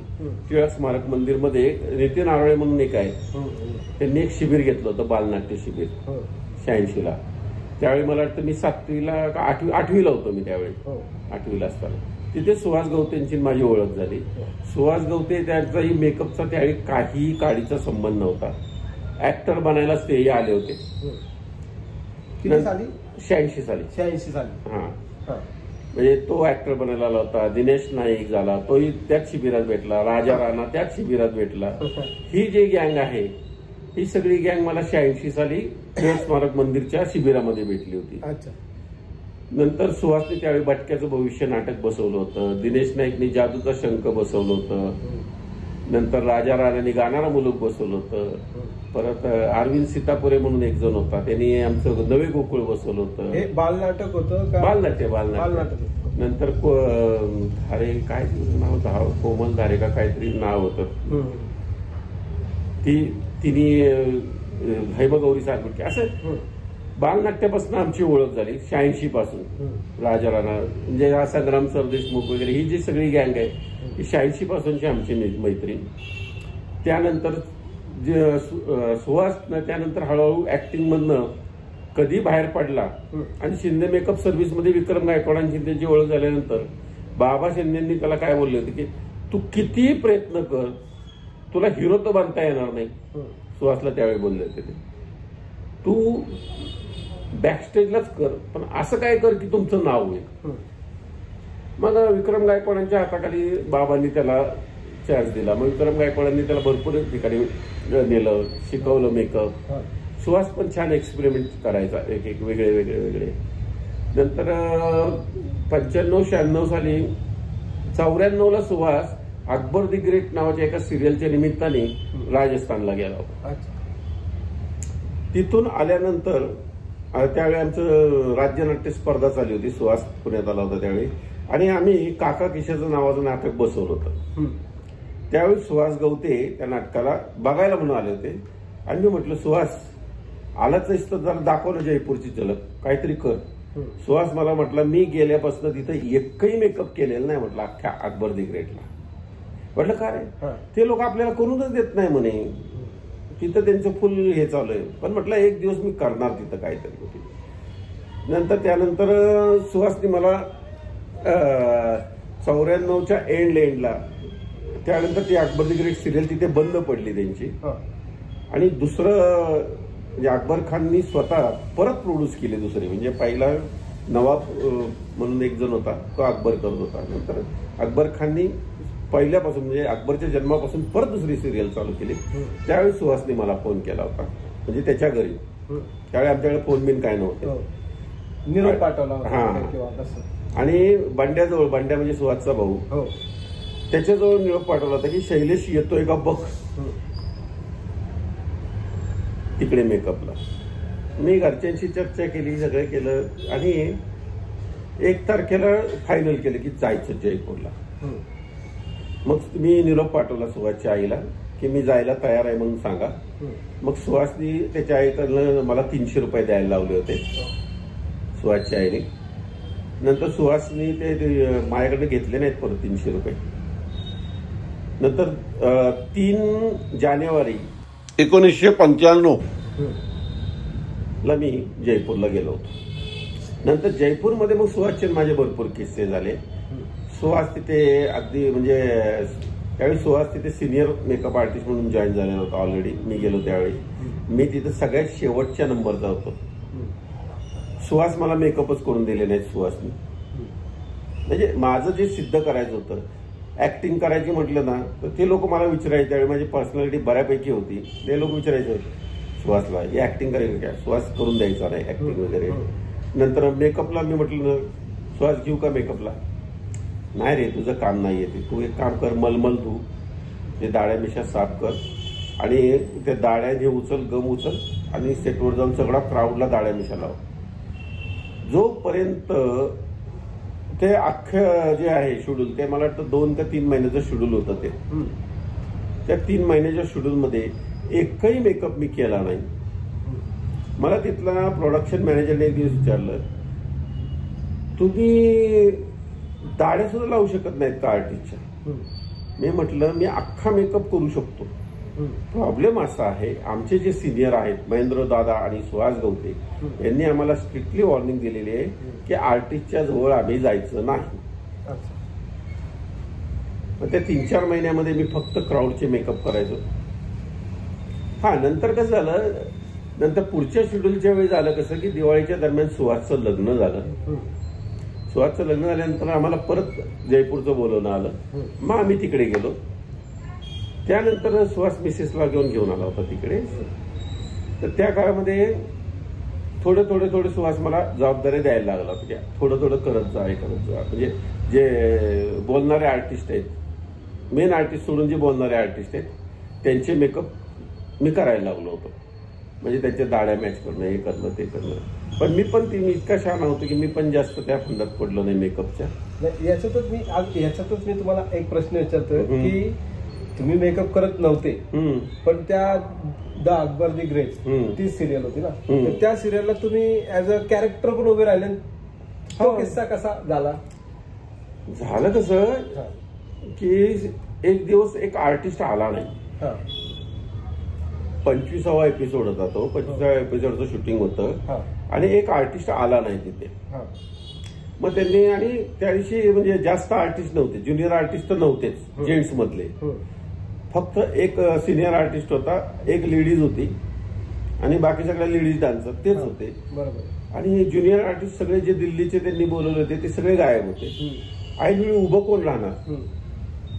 बरं, जे होते ते ऑलरेडी कुठल्या ना कुठल्या रोलमध्ये गुंतलेले होते. मग तिथं जावेद सरवर म्हणून एक जण होता. त्यांनी मला डायरेक्ट विचारलं की सुहासकडे किंवा महेंद्रदादाकडे, शैलेश तू स्टेज किया है ना? मतलब बहुत सारे नाटक किए, मैं काम किया है मैंने. एक छोटा सा रोल है, करेगा क्या? मतलब मुझे कोई दिक्कत नहीं है, पहले इन लोगों से पूछ लो. इन लोगों को अगर प्रॉब्लम नहीं है तो मुझे भी कोई प्रॉब्लम नहीं है. पहिले तर विचारलं मेरे गिराईक कितने हैं, म्हणजे क्राऊड जो असेल ना ते म्हणजे माझं गिराईक असेल. तर म्हटलं तेरा एक भी गिराईक नाहीये. फिर मैं कर सकता हूँ म्हटलं. मग ते महेंद्र दादाला विचारलं त्यांनी की आज कुछ क्राउड वाउड नहीं है तो इसको रोल करने में तुम्हारी कोई दिक्कत है? महेंद्र दादा म्हटलं नाही, हमें कोई प्रॉब्लेम नहीं है. तर जगदीश म्हणून होता, जगदीश येरे, मेकअप आर्टिस्ट बरं का. तो मला काय म्हटलं, कशाला उगाच स्वतःचा हसं करून घेतो, तुला जमणार आहे का हे, उगाच येतो. मी म्हटलं बघू, प्रयत्न करू. झालं. आणि त्यातला तो छोटासा रोल होता, एक सरदार, म्हणजे मुघल. एक सीन असा होता त्याच्यामध्ये की त्याचं नाव मला आठवत नाहीये त्या कॅरेक्टरचं, की एक सरदार असतो, मुघल सरदार, तो आणि एक नाचणारी यांचा सीन चालू असतो. ते दोघं असे मिठी मारणारच असतात. तेवढ्यात मी तिथे त्यांना डिस्टर्ब करायला पोहोचतो आणि सैन्याने हल्ला केलाय असं त्यांना सांगतो. असा एक सीन होता आणि तेवढंच 1-2-3 डायलॉग होते. झालं. मी त्याचे डायलॉग पाठ केले, माझे डायलॉग पाठ केले. तर माझं त्यावेळी असं होतं की मी कानावरनं एकदा गेले की माझं पाठ व्हायचं. त्या म्हणजे तो आम्ही सीन पाहिला छोटासा, तो नाही का, युट्यूबला पण आहे. त्याच्यामध्ये तुमचे केस पण मोठे होते. हो, त्यावेळी माझे केस खूप मोठे होते. म्हणजे काय आलं, केस कापायला चान्सच नसायचा आणि कोण जाणार कापणार. म्हणून मी केस वाढवलेले होते, दाढी वाढवलेलीच होती, दाढी वगैरे वाढवलीच असायची. त्याचा फायदा झाला म्हणायचं. पण तो शक्यतो मी नाहीच म्हणून सांगायचो रोल करायला. कारण काय व्हायचं, मी रोल करायला लागलो की बाकीच्यांची बोंब व्हायची. कारण या लोकांनी मला 8वा मेकअप म्हणून नेलं होतं ऍक्च्युली. बरोबर, म्हणजे एक स्पेअरला नेतो आपण.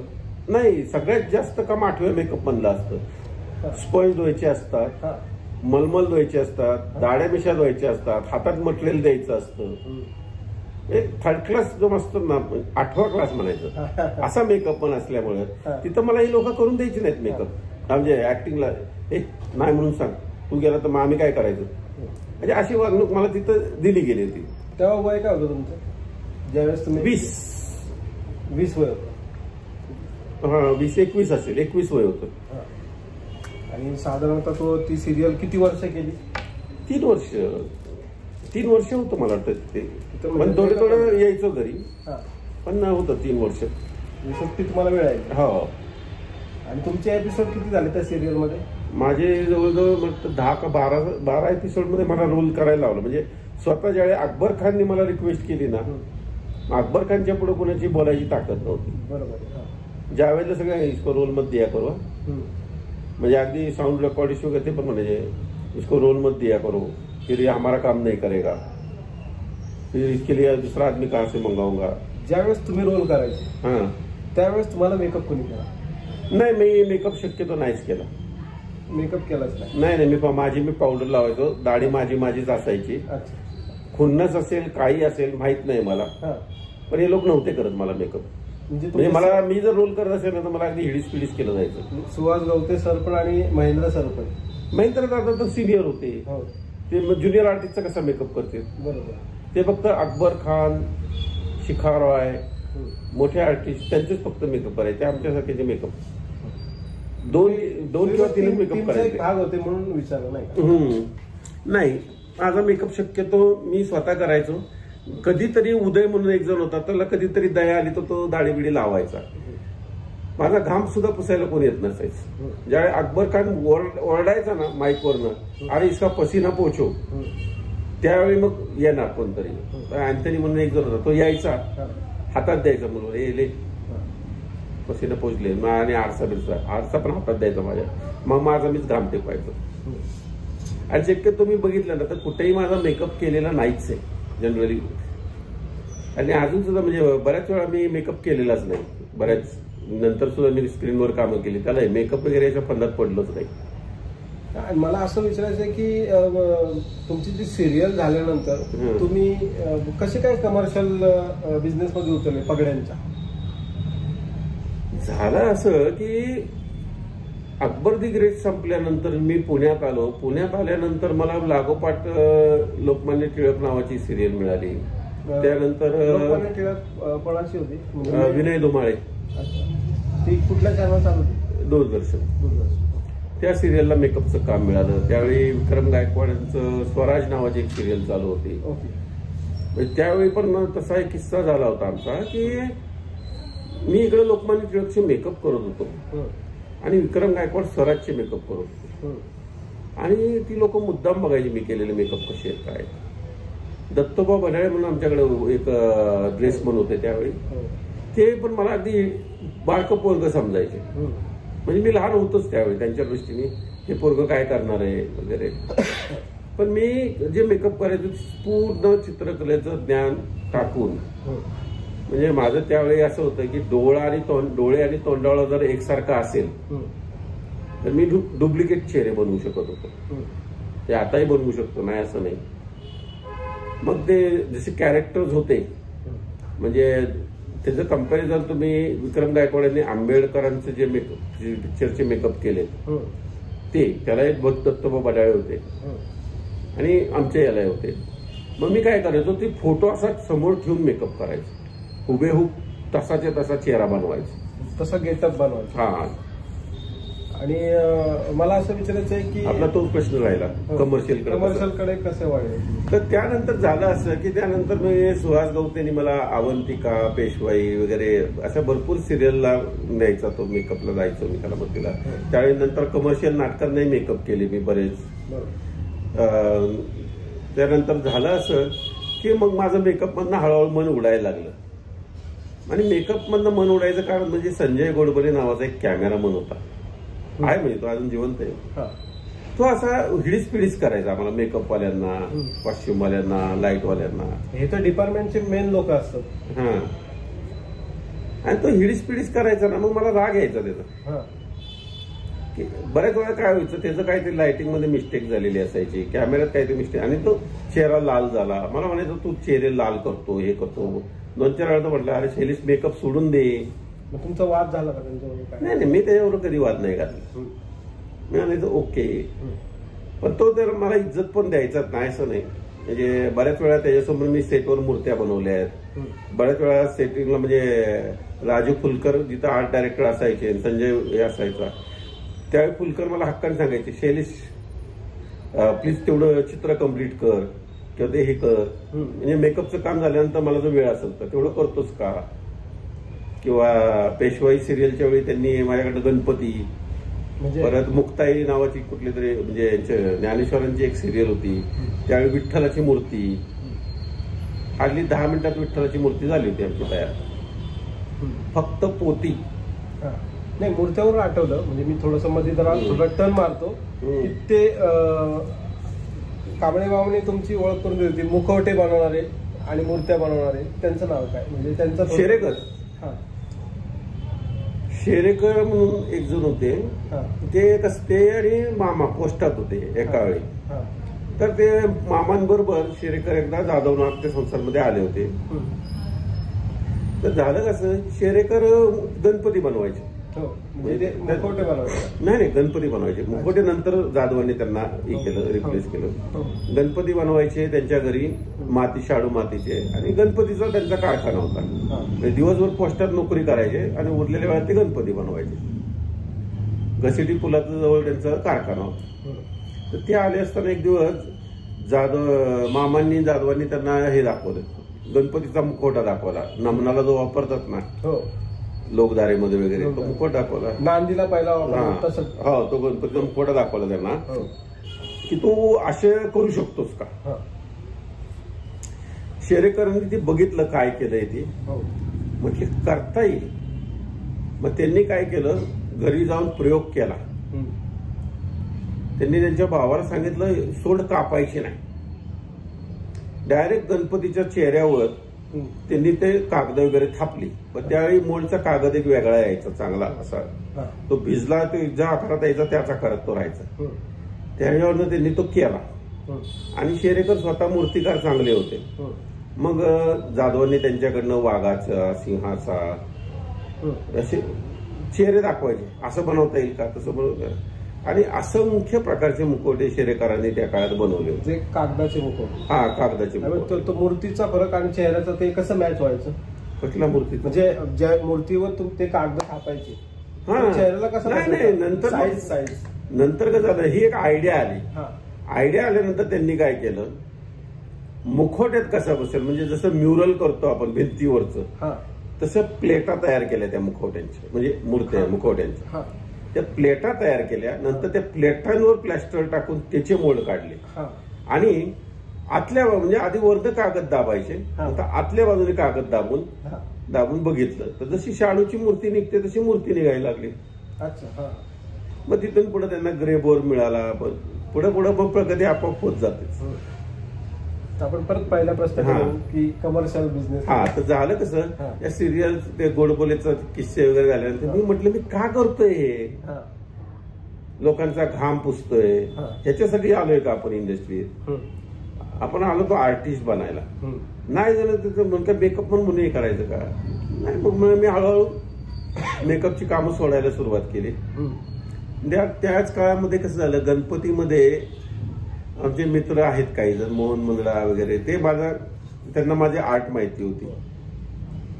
तर त्यांनी काय केलं, माझं लग्न झालं 98ला, आणि 98 साली मी एक डायनोसॉर केला होता गणपती मंडळाकरता हिटलॉनमध्ये. श्याम बुतकर म्हणून एक आर्ट डायरेक्टर होते, आहेत म्हणजे ते अजून. त्या श्याम बुतकरांनी काय केलं, मला हिटलॉन दाखवलं. हिटलॉनमध्ये वस्तू बनवायचे दाखवले होते त्यावेळी, म्हणजे ते बनवायचे.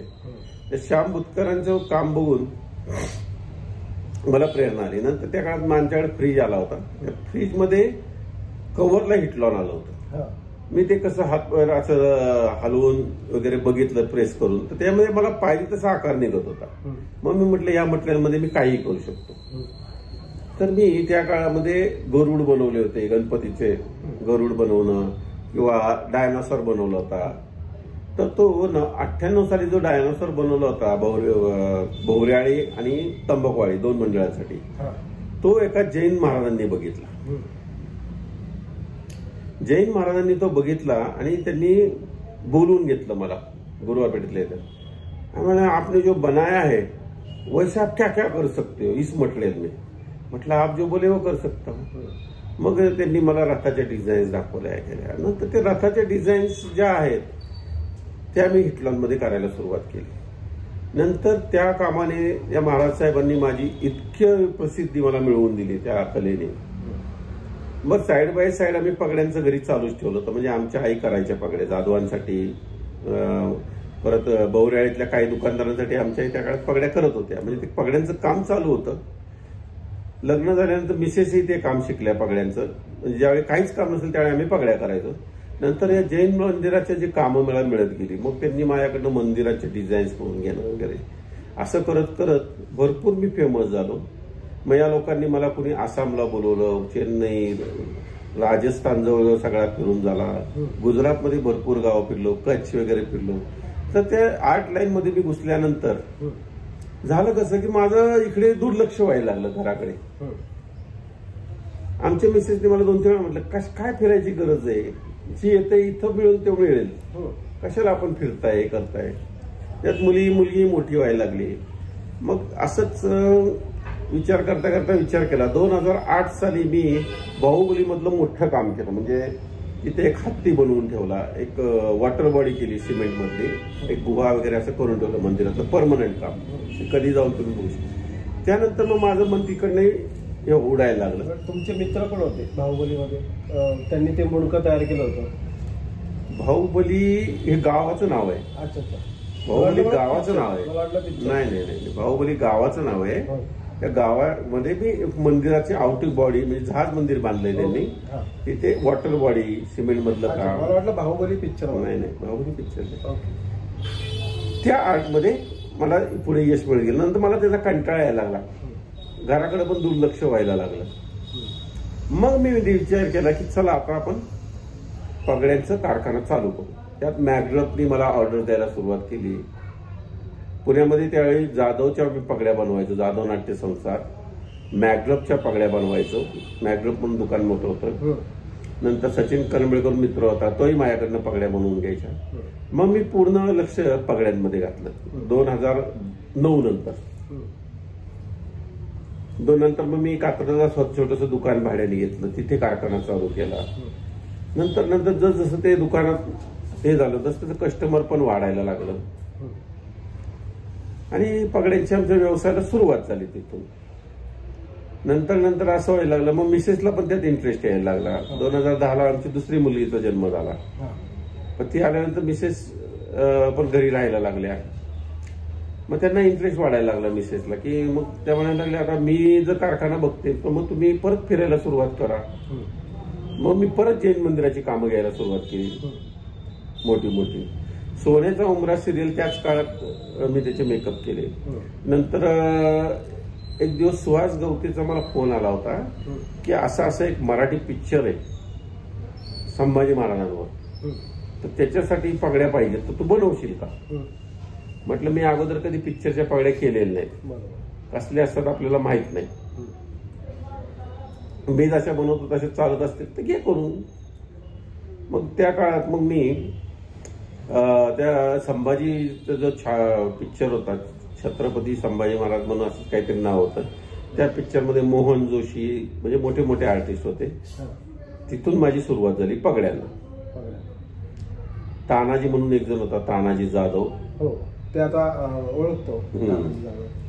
ते त्यांनी मला इंट्रोड्यूस केलं, म्हणजे सुहासनी त्याला माझ्याकडे पाठवलं होतं. मग तिथून पुढे आमची सुरुवात झाली पगड्याची. मग तानाजी जाधव झाला किंवा जेवदे मामा झाले. आता ते दिग्पाल लांजेकरांच्या मूवीला असतात तानाजी जाधव कॉस्ट्युम डिझायनर म्हणून. त्यांची तिथं सुरुवात करून दिली. नंतर मग त्यांनी पौर्णिमा ओकची ओळख करून दिली. मग पौर्णिमा ओक माझ्याकडनं पगड्या करून घ्यायला सुरुवात झाली. माशी 3-4 वर्ष आमची अशीच गेली.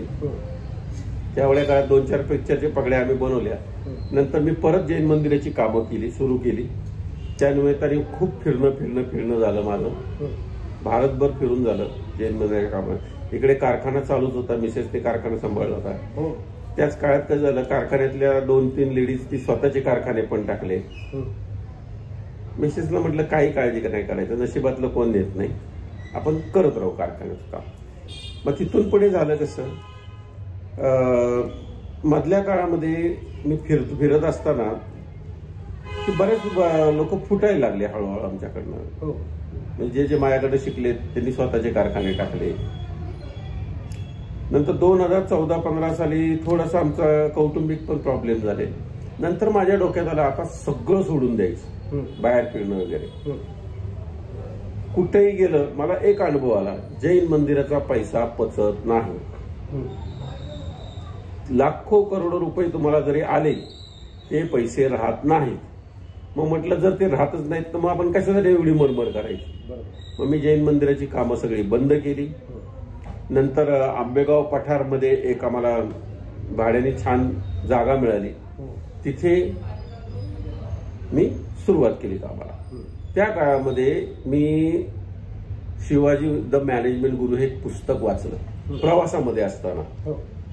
ते पुस्तक वाचल्यानंतर त्याचा इतका प्रभाव झाला माझ्यावर की जर शिवाजी महाराज हे करू शकतात, स्वतःचं साम्राज्य करू शकतात, आपण का नाही करू शकत, हे डोक्यामध्ये क्लिक झालं. मग त्यांनी जे त्या पुस्तकात ज्याप्रमाणे लिहिले त्याप्रमाणे मी करत गेलो. सर्वात पहिलं काम काय केलं, सैन्य तयार करणं. मग मी या पठारावरच्या बायकांना पगड्या शिकवल्या. म्हणजे थोडक्यात काय म्हणतात त्याला, बिरबल तयार करणे, तानाजी तयार करणे, अष्टप्रधान तुमचे ते तयार केले. मग ते तसे तयार केले, त्या लोकांना पगड्या शिकवल्या. मग असं करत करत गेल्या मला तर 2014-15 पासून आम्ही पगड्यांच्या ह्याच्यामध्ये उतरलो.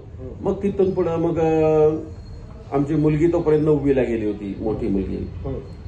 त्यापर्यंत इंटरनेट आलेलं होतं. नंतर आमच्या कॉम्प्युटर पण एक घेतला आम्ही. मग त्याच्यावर इंटरनेटवर मुलींनी बसल्या असल्या शाळेचा प्रोजेक्ट म्हणून एक वेबसाईट तयार केली होती. असंच शाळेचा त्यांच्या प्रोजेक्ट होता. मग ते वेबसाईटमध्ये बघून तिने आमच्या पगड्यांचे फोटोग्राफ सगळे टाकले. तिथून पुढे इंडिया मार्टची ओळख झाली इंटरनेटवर. इंटरनेटवर इंडिया मार्टची ओळख झाल्यानंतर आम्ही गंमत म्हणून इंडिया मार्टवर टाकलं. ते इंडिया मार्ट पासून मग आम्ही दिल्लीपर्यंत पोहोचलो, कलकत्त्यापर्यंत पोहोचलो. तिथून पुढे मग निरनिराळ्या कंपन्या आम्हाला हे व्हायला लागल्या, अप्रोच व्हायला लागल्या. नंतर जज डायलवाल्यांनी आम्हाला अप्रोच केले. जज डायलवर आम्ही जाहिरात टाकून दिलं. भारताच्या बाहेर पण गेल्या? भारताच्या बाहेर नंतर ती वेबसाईट केली आम्ही तयार. वेबसाईट केल्यामुळे कसं झालं, आम्ही जगभर पोचलो. मग कॅलिफोर्नियावरनं फोन यायला लागले. त्यावेळी मला वाटतं व्हॉट्सअप आलेलं होतं त्यावेळी. मग कॅलिफोर्नियावरनं फोन यायचे. फेसबुक ओपन अकाउंट काढलं आम्ही. फेसबुकवर आम्ही पगड्या टाकायला सुरुवात केली. मी काय काय करतो ते असं करत करत इतकी माझी ऍडव्हर्टाईज झाली की असंच फिरत फिरत मग माझा नंबर याला लागला, यांना कोणी मिळाला. बाजीराव मस्तानीच्या ज्या होत्या, तिचं नाव मला आता आठवत नाहीये, बसू काहीतरी नाव होतं, नाही मला नाव आठवत तिचं, अवघड नाव आहे तिचं. हा, मॅक्झिमा बसू. तिने माझा नंबर काढला कुठून तरी. त्यांचं बाजीराव मस्तानीच्या पगड्या ज्या आहेत त्या मुरुडकरांकडे ती ऑर्डर होती सर्व पगड्यांची, मुरुडकर झेंडेवाल्यांकडे. तर मॅक्झिमा बसूला कोणीतरी माझा नंबर दिला आणि तिथून पुढे माझी बाजीराव मस्तानीला हे झालं. त्याचा मी युट्यूबवर व्हिडिओ पण केलेला आहे. त्यानंतर त्यांनी मला मुंबईत बोलवून घेतलं, दाखवल्या माझ्या पगड्या. आधी स्वतः पुण्यात येऊन मला भेटून गेल्या. माझ्याकडे काही बांधलेल्या पगड्या होत्या, म्हणजे पटवर्धन म्हणून आहेत त्यांच्यासाठी बनवलेल्या. त्या पगड्या बघितल्या, ती इम्प्रेस झाली. ती म्हटली आम्हाला अशाच पगड्या पाहिजेत नॅचरल बांधलेल्या. तर त्या पगड्या बघितल्यानंतर मग तिथून पुढे मला बाजीराव मस्तानीची ऑर्डर मिळाली. बाजीराव मस्तानीची ऑर्डर मिळाल्यानंतर मग मला स्वराज्य रक्षक संभाजीचं मिळालं काम. ते मिळत नंतर पानिपत पिक्चरचं काम मिळालं. असं एक एक एक एक करत करत हळूहळू सगळेच पिक्चरची कामं माझ्याकडे फिरायला. पण मला एक म्हणजे अत्यंत महत्वाचा प्रश्न विचारायचा की पानिपत पिक्चर मध्ये तुम्ही असं काय वेगळं केलं पगड्यांमध्ये? पानिपत पिक्चरचं असं होतं, त्याच्या नितालुल्ला म्हणून त्या ड्रेस डिझाईन होत्या आणि त्यांची असिस्टंट होती भारती कोकणे. भारती कोकणेची माझी ओळख झाली होती स्वराज्य रक्षक संभाजीच्या वेळी पौर्णिमा ओक मॅडमकडून, कारण भारतीपूर्वी पौर्णिमा ओक मॅडमकडे होती. तर तिने माझा नंबर शोधला, मला गाठलं की आले होते का, आणि त्यांच्या प्रोडक्शन मॅनेजरला घेऊन कारखान्यावर आले होते. नंतर मी तिला सहज म्हटलं की तुम्ही डिझाईन देणार का मी डिझाईन द्यायची? मग ती म्हटली दादा तुम्ही पण तुमची डिझाईन्स द्या, आम्हाला काय, आम्ही पण जे शोधले ते रेफरन्स. म्हटलं तसं नाही, मराठ्यांच्या ज्या पगड्या आहेत त्या मी म्हटलं माझ्या मनाने बनवणार, ज्या मी दिल त्यात तुम्हाला थोडेसे चेंजेस करायचे वाटले तर करा म्हटलं. पानिपत पिक्चर मध्ये पेशवाई पगड्यांमध्येच भरपूर व्हरायटी केली मी. म्हणजे नानासाहेब पेशव्यांची पगडी वेगळी केलेली आहे, सदाशिवराव भाऊची वेगळी केलेली आहे, रघुनाथरावची पगडी वेगळी केलेली आहे, विश्वासरावची पगडी वेगळी केलेली आहे. म्हणजे पगड्यांमध्ये ब्राह्मणी पगडीच आहे, पेशवाई पगडीच आहे, पण त्यात मी व्हरायटी केलेली आहे. नंतर मल्हारराव होळकरांच्या पगड्या वेगळ्या वेगळ्या केल्या, शिंदेच्या पगड्या, मग शिंदेमध्ये जनकोची शिंदेची पगडी थोडीफार वेगळी, दत्ताजी शिंदेमध्ये जनकोच्या शिंदेच्या पगडीमध्ये फरक. म्हणजे नाव एकच पण त्यात पण मी डिझाईनमध्ये फरक केला. पानिपत पिक्चर बघितला तर तुम्हाला असं कळतं की पगडीवरनं आर्टिस्ट तुम्ही ओळखू शकाल, इतके मी त्यांच्यामध्ये फरक केलेले आहेत. मला त्याच्यामध्ये एक प्रश्न विचारायचा आहे की पगडी म्हणजे आता पहिले फेटे पण घालत होते आणि पगडी घालली, म्हणजे हे काय हुद्दा होता का कसा, म्हणजे काय ग्रेट होती का कसं होतं? कसं आहे, हे सगळं झाल्यानंतर स्वराज्य रक्षक संभाजी सिरियलच्या वेळी मी याचा अभ्यास केला होता, काय पद असतात. आणि 2010 साली कसं झालं, 2010च्या दरम्यान एक होळकर म्हणजे जे आहे भूषणसिंह होळकर, ते मार्केटमध्ये फिरत होते. त्यांना होळकरी पगडी बांधणारा कोणतरी आर्टिस्ट पाहिजे होता, ते पुण्यामध्ये फिरत होते. त्यात ते मुंदडा फेटेवाल्यांकडनं ते माझ्याकडे आले होते. म्हणजे मुंदडा फेटेवाल्यांनी ऑर्डर घेतली होती, मला ते पाठवली ती पगडी, त्यांची एक सॅम्पलची पगडी पण दिली होती. आणि तशी पगडी बांधून देऊ शकतो का म्हणून मला विचारलं होतं. मी ती पगडी बघितली, कशी केली आहे, काय केलंय, आणि तिथून पुढे मी संस्थानिक पगड्या बांधायची सुरुवात म्हणजे त्या होळकरांपासून झाली. मग होळकरांनी मला त्यांच्या घराण्याच्या पगड्या सांगितल्या कशा होत्या. मग माझ्या डोक्यात ट्यूब पेटली, आणि हे पहिलं घराणं आहे. त्याच्या अगोदर निंबाळकरांच्या मी बांधल्या होत्या. सर्वात पहिले मी निंबाळकर घराण्याच्या बांधल्या होत्या, पण त्या सोप्या पगड्या होत्या. एक होळकर जे घराणं आहे तुम्ही आता म्हणताय, म्हणजे वडिलांनी म्हणजे नरेश कांबळेने तुम्हाला एक पगडी पण बनवायला दिली होती की तुम्ही सोन्याच्या तारेची का जरीची पगडी बनवली होती, त्याचं थोडं सांगतो होळकर घराण्याचं. नाही, सोन्याची जर नाही, प्लॅस्टिक जरच होती ती. होळकर पगड्यांमध्ये असं असतं की या प्रत्येक घराण्याचं एक आहे ना यंत्र असतं किंवा एक चिन्ह असतं काहीतरी त्या घराण्याचं. घराण्याचा जो मुख्य माणूस असतो त्याच्या पगडीमध्ये ते चिन्ह आतमध्ये खोचलेलं असतं, म्हणजे आतमध्ये टाकलेलं असतं. म्हणजे काही जे शंकराला बांधणार आहेत, म्हणजे महाकालाला बांधणार आहे, तर महाकालचं एक यंत्र असतं, ते सोन्याचं असतं. पिंपळाचं पान असतं काही लोकांचं, ते राजचिन्ह त्यांचं जे आहे, म्हणजे आता शिंदेचं पिंपळाचं पान का काहीतरी आहे मला वाटतं, आणि लिंग आहे, चिन्ह आहे. हा, म्हणजे घराण्याचं. म्हणजे जसं आता आम्ही यादव आहोत, तर आमचं पान कनिस आहे, देवक म्हणजे ग्रामदैवक असं. नाही, देवक म्हणजे असे काहीतरी त्या घराने पूर्वी ठरवलेली आहे प्रत्येक गोत्राचं. आमचा गोत्र आत्री आहे, आत्री गोत्राचं पानकनिस आमचं हे आहे, देवक असतं हिंदू धर्मामध्ये. नैसर्गिक सगळे ते चिन्ह वेगवेगळे. तर ते देवक, ते आपण देवक त्या पगडीमध्ये आतमध्ये बांधताना टाकायचं असतं, आणि ते सोन्याचं असतं.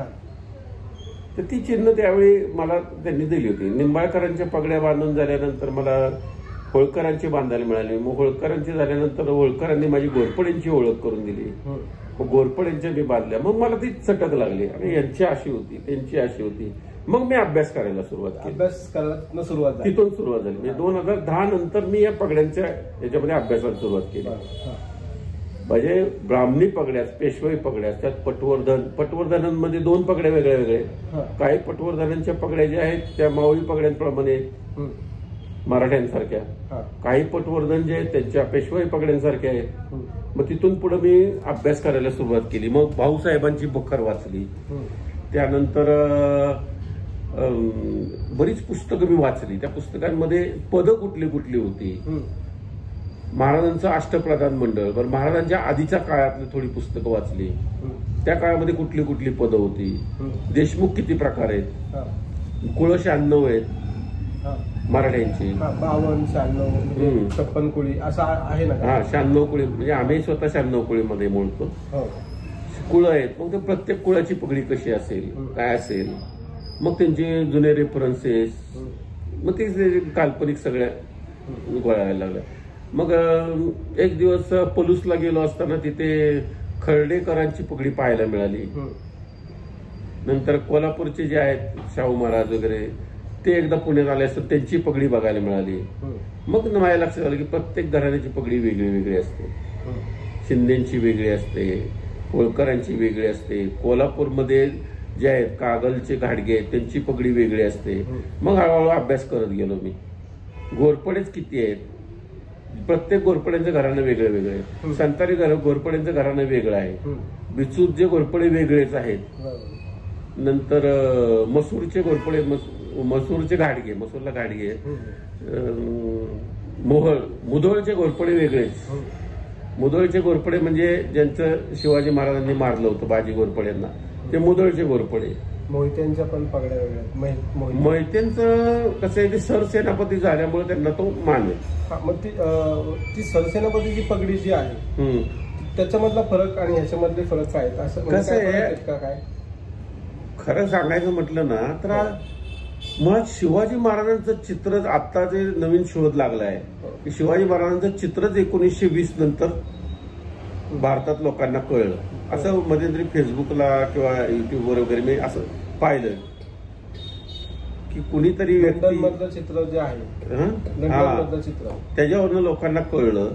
मग कधी कधी शंका पण येते. मग आता तसं सांगणं अवघड आहे.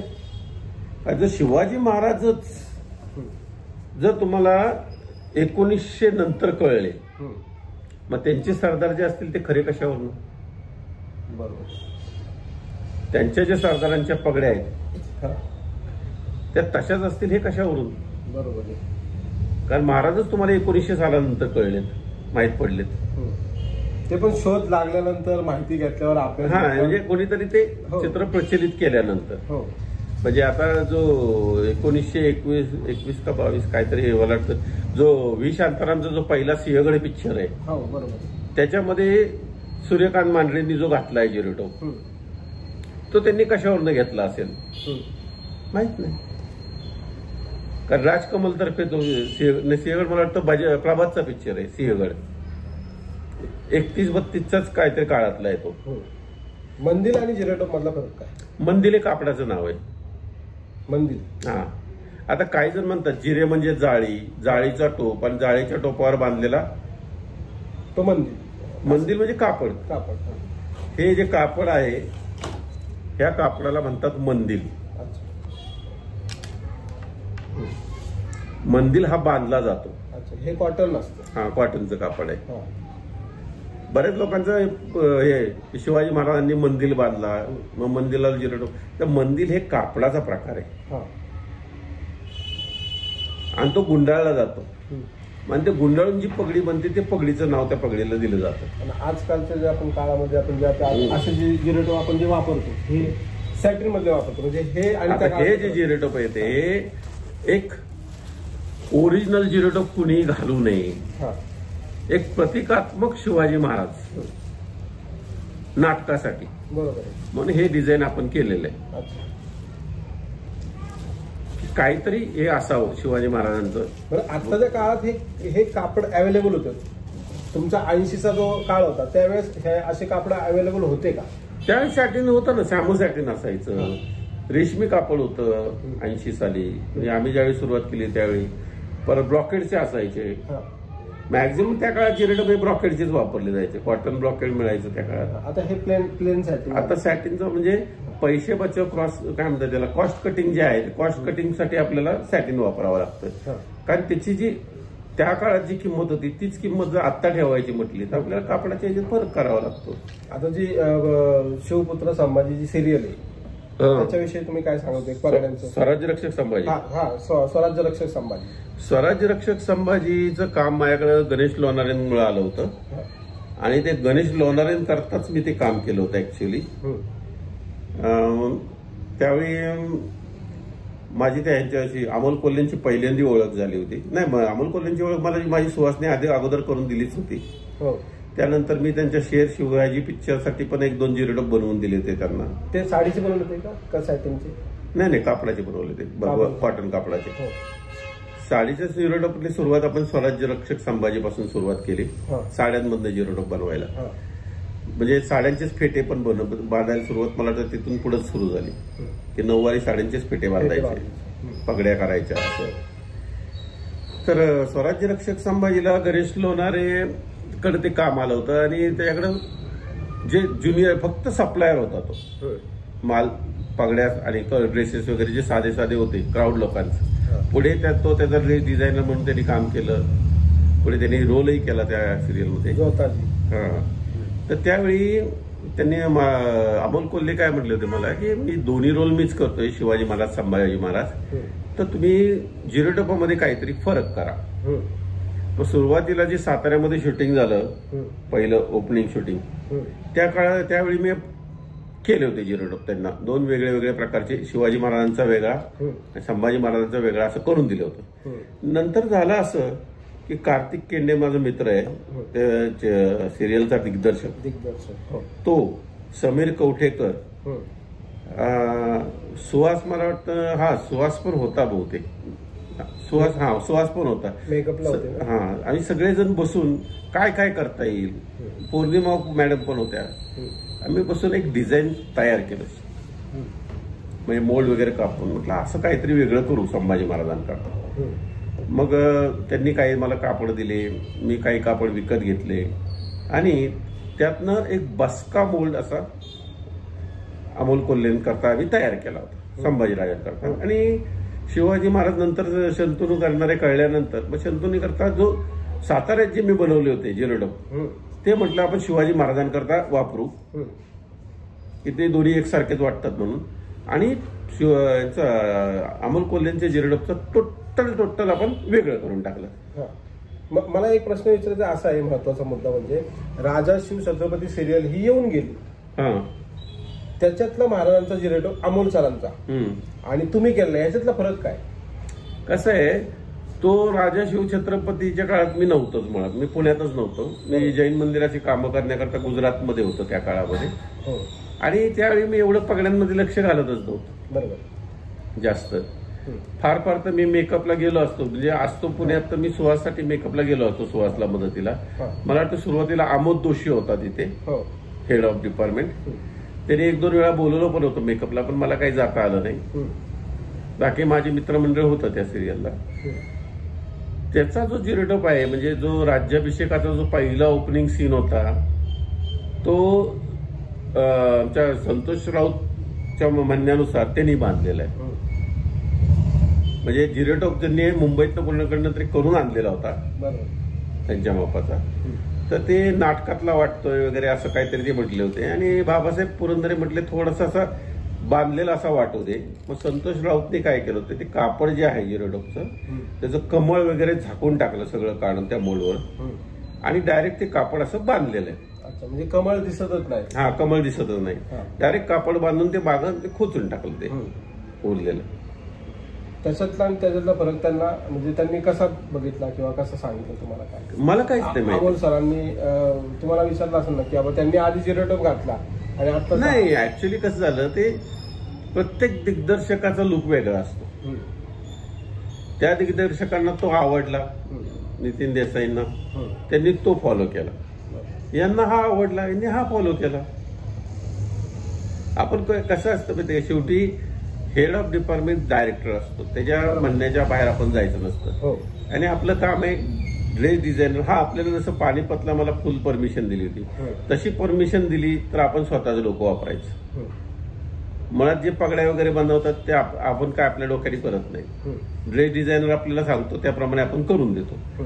त्यांनी जर उद्या मला वेगळे काहीतरी शिवाजी महाराजांचं करायला सांगितलं तर मी तसं करणार. आत्ताच्या काळातला म्हणजे आता 2025 साली आत्ताच्या काळातला सगळ्यात प्रसिद्ध चित्रपट जो छावा चित्रपट, त्याचं जिरोटोपचं पण काम तुम्हाला आलं होतं? छावाचे जिरोटोपचं काम होतं, छावाच्या सगळ्याच पगड्यांचं काम आलं होतं माझ्याकडे. परंतु झालं असं की ज्यावेळी लुक टेस्टला आम्ही गेलो होतो, मी लक्ष्मण उत्तेकरांशी पण बोललो या विषयावर. तर त्या मला पहिली गोष्ट तिथं खटकली, मराठ्यांच्या राजावर पिक्चर आहे आणि त्याचं ड्रेस डिझायनिंग गुजराती माणूस का करतो? बरोबर. पण मराठीमध्ये खूप चांगले चांगले ड्रेस डिझायनर आहेत. आता नावं घ्यायची नाही त्यांची, पण खूप चांगले चांगले ड्रेस डिझायनर आहेत. अशी माणसं सोडून तुम्ही गुजराती माणसाला देता. बरं, मी तिथं लुक टेस्टला पाहिलं, मला त्यांनी शिवलेले दाखवलेले एकही ड्रेस त्यांचा आवडला नव्हता लुक टेस्टच्या वेळी. लुक टेस्टला त्यांनी शिवाजी महाराजांचं एक कॅलेंडर जे आहे प्रचलित गड उतरतानाचं, तो लुक टेस्टला संभाजी महाराजांकरता ठेवला होता. आणि त्यांनी जे प्रमोशनसाठी वगैरे जे म्हणजे आधी लुक टेस्टच्या अगोदर इंटरनेटवर जे विकी कौशल करणारे वगैरे अशी घोषणा करून जे फोटो टाकले होते, ते मी अमोल कोल्हे सरांकरता जे बनवले होते जिरोटोप, तर अमोल कोल्हेंचा चेहरा काढून तिथे विकी कौशलचा चेहरा लावून ते प्रचलित केले होते. म्हटलं मीच केलेले जिरोटोप तुम्ही नाही करताय, मला दाखवताय. बरं, त्या माणसाला मी जो होता ते किस्सा असा झाला, एक तर दिवसभर आम्हाला बसवून ठेवलं. विनाकारण पैसे घेतले मी, त्याचा प्रॉब्लेम नाही, पण ते पैसे घेतल्याचं एक समाधान नाही मिळालं मला त्याला. आणि त्या माणसाचा स्वभाव नाही आवडला मला, इगो त्याचा. मी म्हटलं अरे ऐक ना, आम्ही आधी केलीत ना कामं, ठीक आहे, तुझा लुक वेगळा द्यायचा आहे, ठीक आहे, काही हरकत नाही. एक तर ते कॅलेंडर उत्तेकरांनी ते कॅलेंडर लावलं, तिथंच माझं एक बोललो की अरे महाराज आणि संभाजी महाराज फरक दाखवा ना तुम्ही. बरोबर. नंतर झालं असं की त्यांनी मला सिल्कचं म्हणजे अगदी सुळसुळीत कापड दिलं, आणि त्यांचं म्हणणं काय होतं की डायरेक्ट डोक्यावरच बांधायचं. हे कोणाचं म्हणणं होतं? त्या ड्रेस डिझायनर. डोक्यावर बांधलेला जिरोटोप पाहिजे. अरे म्हटलं कॉटनचं कापड असेल ना तर तो बांधता येतो, सिल्कचं कापड ते सुळसुळीत पडतंय सारखं कापड, खाली बसत नाही एकमेकावर, त्याच्यावर कसा बांधणार. तर तिने मला बोलवलं होतं, तिथं अनघा म्हणून मुलगी होती, आई नका होते, तिने मला बोलवलं होतं. ते ऍक्च्युली ड्रेस डिझायनर स्वतः फोन नाही करत, कोणाला तरी असिस्टंटला सांगतात. ती म्हटली दादा कसा तरी बांधा. तरी मी प्रयत्न करून कसा बसा तो शिवत हे बांधला मी. बांधला, पण तो उभा राहिला की ते पडलं सगळं खाली. तरी मी परत टाके बिके घालून त्याला केला. एक मला अर्धा पाऊण तास लागला तो जिरोटोप बांधून परत शिवून बिवून तयार करायला. विकी कौशल सुद्धा वैतागला होता. मी म्हटलं मी काय करू शकत नाही, म्हटलं ते पडतंय, ते बसत नाही. कपड्याची आयडिया दिली नाही का? बोललो होतो बाबा कॉटन मध्ये बांधू, नाही मग नंतर ती सहावारी साडी दिली ती त्यांनी मला, त्याच्यात बांधायचं होतं. तर आपली जिरोटोप बांधायची पद्धत वेगळी असते, त्यांचं ते डोक्यावर डायरेक्ट बांधायचा. तरी पण मी बांधला तो, उत्तेकरांच्या समोर नेलं. उत्तेकर म्हटले हा संभाजी वाटत नाही हो जिरोटोप. म्हटलं वाटणारच नाही, तिथं कॉटनचंच कापड पाहिजे जर तुम्हाला बांधलेला हवा असेल तर, नसेल तर मग मोल्डवर करायचं. त्या ड्रेस डिझायनरच्या डोक्यात कोणीतरी घातलं होतं की बांधावा अच्छा लागताय, नॅचरल लागताय, आणि कशावर बांधलेला पाहिजे काय. शेवटी मग त्यांनी माझ्याकडनं नंतर मोल्डवरचे करून घेतले. 1-2 सीनला ते वापरलेत मी केलेले. 1-2 सीनला तुमचे जिरोटोप वापरलेत त्यांनी, ते दिसतात. संभाजी महाराजांना वापरले ना? संभाजी महाराजांचे, म्हणजे विकी कौशल करतात. एक पांढऱ्या रंगाचा आहे टिकलीच्या कापडाचा, तो नाही तो कळतो. आणि छोट्या शिवाजी महाराजांचा, आपल्या छोट्या संभाजी राजांचा, ते मी केलेले आहेत, ते त्यांनी वापरले. नंतर त्यांनी आलं परत काम. नंतर त्यांनी माझ्याकडनं पेशवाई पगडी पण बनवून घेतली अनाजी पंतांची. तर मी आपलं रेग्युलर पारंपरिक पद्धतीने बनवून दिली. तर ते त्यांनी वाद घातला की बाबा ती जर कशाला लावली, आम्हाला वेगळं. अरे म्हटलं ती जर पारंपरिक आहे बा. आता येतं मंदिर आहे, या कापडाला जर येते ना इथे, ओरिजिनल जर असते, हा ओरिजिनल ती येतेच. म्हटलं त्याला नाही ऐसा नाही चाहिए. मी शेवटी वैतागून म्हटलं मला तुमचं कामच नको. काय म्हटलं जे पारंपरिक आहे त्यात तुम्ही जर लुडबुड करत असाल तर म्हटलं मला कामच नको तुमचं. म्हणून मी ते छावा पिक्चरचं काम घेतलं नाही. त्यात फक्त ती हंबीरराव मोहित्यांची एक पगडी जी आहे ती पण माझ्याकडनं कसली सिल्कचं कापड पाठवलं होतं त्यांनी, आणि त्याला जरीची नाडी पाठवली होती. अरे म्हटलं हंबीरराव मोहितेंची जेवढी चित्रपट केली ते तो माणूस साधा होता. म्हटलं सेनापती जरी असले तरी असं गोल्डन नाडी वगैरे म्हटलं तो प्रकार नव्हता त्या काळामध्ये. हे नंतर काढलं म्हणून अपभ्रंश करून पेशव्यांनंतरच्या काळात सजावट वगैरे. नाही हमको ऐसा ही चाहिए. शेवटी ती पगडी मी बोलल्या पण ती रिजेक्टच झाली, मी केली होती ती. नंतर माझ्याकडे एक टोकदार अशी तानाजी पिक्चर करता जे आम्ही बनवल्या होत्या मावळी पगड्या, त्यातली एक मावळी पगडी शिल्लक होती माझ्याकडे सॅम्पलसाठी ठेवलेली. ती मी त्यांना पाठवून दिली. आणि तीच पगडी म्हणजे तानाजी पिक्चर मधली जी मावळ्याची पगडी आहे ती त्यांनी हंबीररावला वापरली. आशुतोष राणा, आशुतोष राणाच आहे मला. त्यांनी तेवढी ती पगडी वापरली, त्याला ब्रॉच वगैरे लावून मावळी पगडी. ती त्यांनी चालली.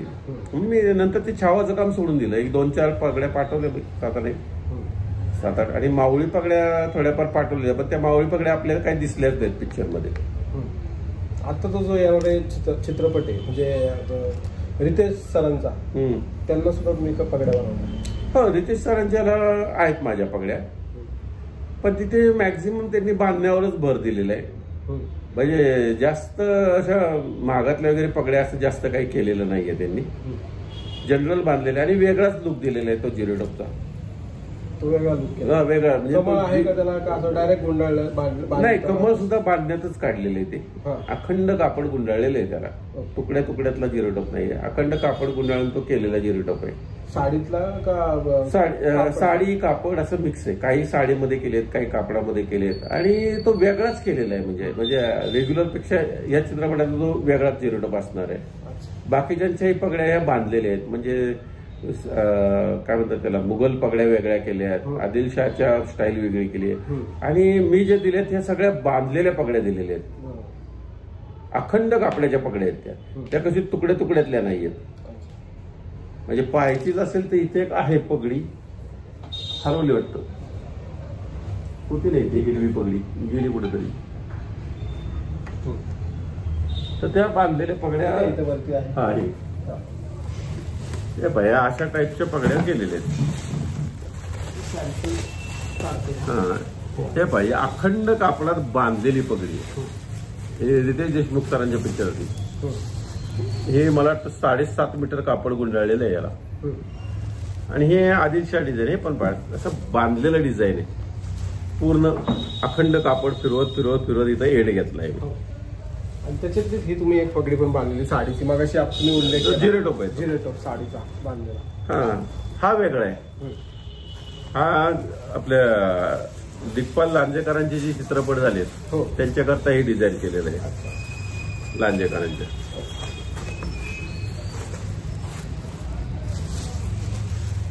तर मला शेवटचा प्रश्न असा विचारायचा आहे की कांबळे मामांची आणि तुमची शेवटची भेट कधी झाली? कांबळे मामांची आणि माझी शेवटची भेट आमच्याच कारखान्यावर झाली होती. नाही, ते मदन नावाचं नाटक होतं. मदन नाटकाला कांबळे मामा मेकअपला होते आणि काही मेकअप करता त्या डायरेक्टरांनी मला पण बोलवलं होतं. मी त्यांना काहीतरी भाजलेले पाय वगैरे दिसावे असं काहीतरी होतं. मी आणि कांबळे मामा दोघांनी आम्ही मदन नावाचं नाटक केलं होतं अण्णाभाऊ साठे सभागृहात. तिथे भेटलो. त्यानंतर कारखान्यावर 1-2-4 वेळा आले होते जायच्या अगोदर. लॉकडाऊन मध्ये फक्त आमचं फोनवरच बोलणं व्हायचं. त्यांच्या वाढदिवसाच्या म्हणजे 90व्या वाढदिवसाच्या शुभेच्छा पण मी दिल्या होत्या फोनवर त्यांना. म्हणजे त्यानंतर मला वाटतं थोड्याच दिवसात गेले ते गेले. त्या दिवशी पण मी नेमका शूटिंग मध्ये बिझी होतो. त्यावेळी आमचं कुठलं तरी शूट चालू होतं. खंत वाटते कलाकार गेल्याचा, एक तुमचा जुना मित्र. आणि हो, तर मामा गेले ते मला हादराच बसला. आणि आमचं तर प्लॅनिंग असं झालं होतं की एकदा का लॉकडाऊन उठलं हे सगळं की मामा परत आमचा बनगे म्हणून आहे दत्ता बनगे, हे सगळ्यांनी कारखान्यावर बसायचं आणि कारखान्यावर आपण धमाल करायची रोज वेगळी वेगळी वेगळी. पण त्याच्या अगोदरही पण आमचं चाललं होतं की तुम्ही घरी जे बसताना नुसतं ते येऊन कारखान्यावर बसत जा.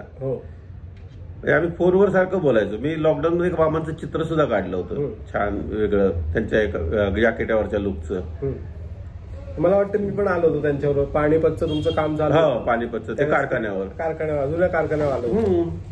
कारखान्यावर आले की मग आमच्या गप्पा रंगायच्या वेगळ्या वेगळ्या वेगळ्या. मग ते जुन्या आठवणी निघायच्या आमच्या. त्यांनी कसं घाशीरामच्या वेळीच्या पण आठवणी आमच्यात भारी भारी होत्या. मला वाटतं भाऊबंदकीला पण होते ते. भाऊबंदकी नाटकामध्ये मी राघोबा करायचो. भाऊबंदकी नाटक? हा, भाऊबंदकी नाटकाला. आणि त्या राघोबाला ते धोतर वगैरे मला नेसवायचे. त्यानंतर मला वाटतं हे किती नाटक केले ते पण थोडंसं सांगता का? एक त्यांच्याबरोबर किती नाटक केले म्हणजे आतापर्यंतचे? त्यांच्यावर काय नटसम्राटला होतो, म्हणजे एसटीचं नटसम्राट, त्यांचं म्हणजे कमर्शियल नव्हतं ते. नटसम्राटला होतो. म्हणजे जिथे जिथे जाधवांची ड्रेपरी असायची अशा ठिकाणी जनरली आमची गाठभेट व्हायचीच. म्हणजे मी मेकअपला असायचो, कधी ते मेकअपला असायचे, मी कॉस्ट्युमला असायचो. मग त्याच्यामध्ये नटसम्राट आम्ही केलं होतं. परत संगीत नाटकं आम्ही केली.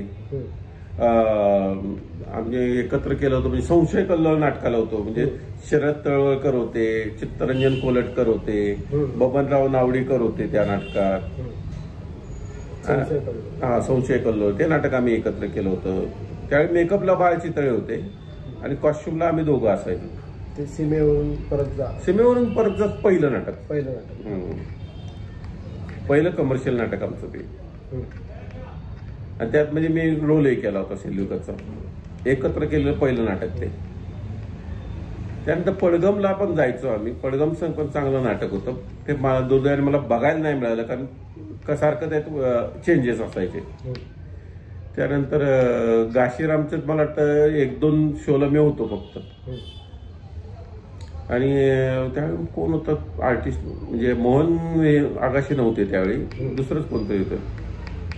ते आता आर्टिस्टचं नाव मला आठवत नाही गाशीरामचं. त्यानंतर भरतची संगीत नाटकं करायचो आम्ही. भरतच्या संगीत नाटकांना पण असायचो. मत्स्यगंधा केलं. मत्स्यगंधाला होते ते कॉस्ट्युमला होते. मी आणि बाळ चितळे मेकअपला होतो मत्स्यगंधाला. नंतर स्वयंवर केलं, संगीत स्वयंवर.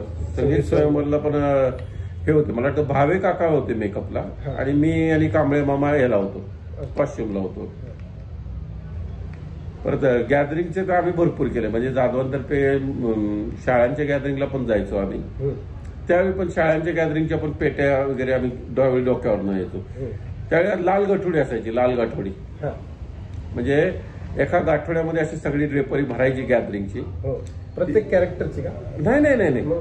त्यावेळी प्लॅस्टिक पिशवी वगैरे हा प्रकार नव्हता. कॅरी बॅग वगैरे गाठोडा असायचा. त्या गाठोड्यात असे घड्या घालून सगळे बांधून रचून ठेवायचे. साध्या प्लॅस्टिकच्या कागदाच्या पिशव्या असायच्या त्यावेळी. त्या कागदाच्या पिशव्यांमध्ये माळा बिळा असायच्या आणि डबे असायचे. माळांना ते आम्हाला डबे द्यायचे. त्याच्यात ते कानातले सगळं त्या डब्यांमध्ये ठेवायचे. ते येऊन शाळांच्या याला मला वाटतं शिवाजी हायस्कूल जे आहे military school, Shivaji military school, त्याला कांबळे मामांबरोबर कांबळे मामा, मी, काशीनाथ खरोटे होते आणि गणपत शिंदे चौघच्या चौघ गेलो होतो आम्ही. 2 रिक्षा केल्या होत्या. 2 रिक्षातनं ती गाठोडी वगैरे घेऊन गेलो होतो.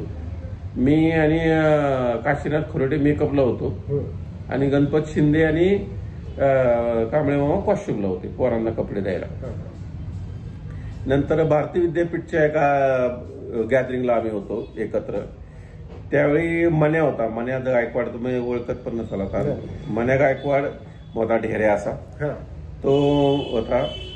संजय म्हणून एक जण होता. संजय त्याचं आडनाव विसरलं मी, रिक्षावाला. तो पण होता. त्यात फेटे बांधण्याचं काम होतं. फेटे बांधण्याचं पण काम होतं. मेकअप आणि कॉस्ट्युम असं वेगळं वेगळं होतं. त्यात काही चायनीज करायचे होते. चायनीज मेकअप त्यावेळी मी कांबळे मामाने आम्ही चायनीज मेकअप केले होते. म्हणजे चायनीज पोरांचे म्हणजे डोळे सुजवायचे आणि बारीक लाईन काढायची आणि चायनीज बनवायचं. गॅदरिंगला पण मजा यायची. म्हणजे गॅदरिंग मध्ये शिकायला खूप मिळायचं आम्हाला. व्हरायटी मिळायची. परत क्रेफेअरचे शिवाजी महाराज वगैरे एकदा गंमत झाली होती. असंच का शिवाजी महाराजांवरच नाटक नाही शिवजयंतीचे हे होते मिरवणूक. शिवजयंतीच्या मिरवणुकीला सकाळी 7 वाजल्यापासून मेकअप चालायचे. दादा पासलकरांची टीम वेगळी होती. ते आणि त्यांची माणसं म्हणजे त्यांचे विद्यार्थी ते एका बाजूला असं मेकअपला जायचे. मामा, मी, खरोटे आणि मला वाटतं राम काशीद म्हणून होते, रामभाऊ काशीद, ते आम्ही असे वेगळे वेगळे मेकअप करायचो. कुठं विक्रम गायकवाड आणि त्यांची टीम वेगळ्या ठिकाणी असं निरनिराळ्या मंडळांमध्ये आम्ही फिरायचो. तर कसं व्हायचं आम्ही काशीनाथ खरोटे म्हणजे त्रिलोक कपूरचे मेकअप मन. त्रिलोक कपूर म्हणजे पृथ्वीराज कपूरचा भाऊ, ज्यांनी जय जय गौरी शंकर पिक्चर जो झालता तर त्रिलोक कपूरचा जो मेकअप केला होता ते काशीनाथ खरोटे. अच्छा. त्यांना मेन मेकअप आम्ही त्यांच्याकडे टाकलायचो. माझ्याकडे मावळे वगैरे ते असायचे सगळे. पेन्सिलने काढायचं पटापटा, गंध काढायचं पेन्सिलने काढायचं. आणि मामा सरदार विदर जे असायचे टकलं बिकलं लावायचे ते मामा काढायचे. मग त्या ह्याच्या शिवजयंतीच्या शोला असं झालं ह्यांचं एक मेकअप होईपर्यंत माझ्या इकडे धावायचे. आणि त्यावेळी मिरवणुकीला 50 मावळे असायचे. अच्छा. 50 मावळ्यांना मिशा काढायच्या, कल्ले काढायचे पेन्सिलनी, आणि ब्रश केले होते असे काजळाचे, काजळ डुबवायचं, त्यांनीच मिशा काढायचो. मेन म्हणजे पंत मंडळी असे, त्यांना मामा टकल वगैरे लावत असे. टक्कल हे लावायला खूप वेळ लागत असतो. हा, त्यावेळी हे आपले बनियनची टकलं असायची. म्हणजे आता जसं स्टॉकिंगची स्टॉकिंगची आली, त्यावेळी स्टॉकिंगची नव्हती, त्यावेळी बनियनची शिवलेली असायची टकलं. ते घालायचं, नंतर त्याला मॅच करायचं, मग पगडीच्या आत बसवायचं, त्याला गंध पण काढावा लागत. हा, गंध किंवा आयब्रो मध्ये किंवा आधी काढलेला तो पुसावा लागत असेल, परत नवीन काढावं लागत असेल. ती पण कामं करायचं. काशीनाथ खोरटे एकच मेकअप करत असायची, मी फक्त शिवाजी करणार. म्हणजे 1 तास 1.5 तास ते बसायचे असे, एक बारीक बारीक बारीक बारीक, म्हणजे आधी दाढी लावून घ्यायचे नेटचे, आणि त्या नेटच्या दाढीवर क्रेपेड लावून बसायचे. 1 तास 1.5 तास ते शिवाजीचा मेकअपला घ्यायचे. तेव्हा ते दोघांचे म्हातारे त्यांची मजा, म्हाताऱ्या आवर की, अरे जो उरकत आला आवर की, थांब थोडं इथं दिसतंय, थोडं इथं दिसतंय. आणि ते शिवाजी महाराज बनणारं जे असायचं ते नेमकं नखरेलं असायचं कोण ना कोण. मग यांची दोघांची सारखी भाषण. परत दुकानात आल्यावर भांडणं वेगळीच. दादा ह्याला सांगा काशीनाथला, एवढा वेळ लावतात इथं आमचे 100 मेकअप झाले तरी याचा शिवाजी झाला नाही म्हणे. नाही, एका नाटकाला काहीतरी तुम्हाला दाढी काहीतरी अशी वळवायला सांगितली होती, तो गमतीचा किस्सा. दाढी वळवायला सांगितलं म्हणजे एका मला आठवण झालंय आता. तुम्ही दुसऱ्या मेकअप म्हणजे दुसऱ्याला का बोललो, कांबळे मामा म्हटलं की मला ते ह्यालाच की पहिलंच नाटक आपलं सीमेवरून परत जा, पुरू राजा. सीमेवरून परत जायला कसं होतं, मामा होते कॉस्ट्युमला, मी होतो मेकअपला. म्हणजे आम्ही काय करायचो, नाईट आम्हाला तेवढीच, त्यांनाही 50 रुपये मलाही 50 रुपये.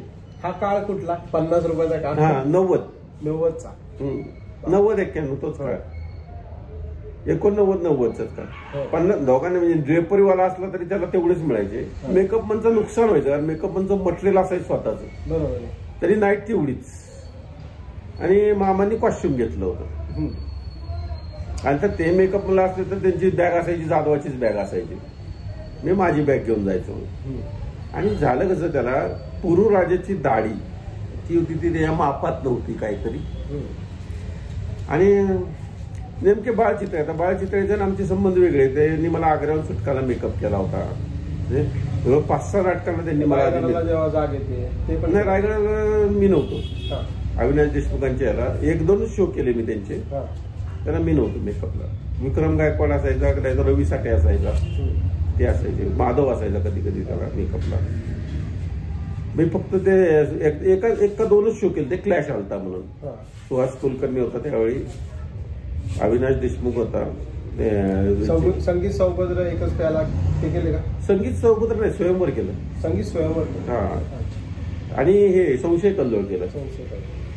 ते ती जी दाढीचा जो किस्सा होता, झालं कसं, ती दाढी मी लावत होतो आणि गमचा प्रॉब्लेम झाला, काय झाला काय माहिती, ती दाढी बसत नव्हती. नेट जाड होती त्याची.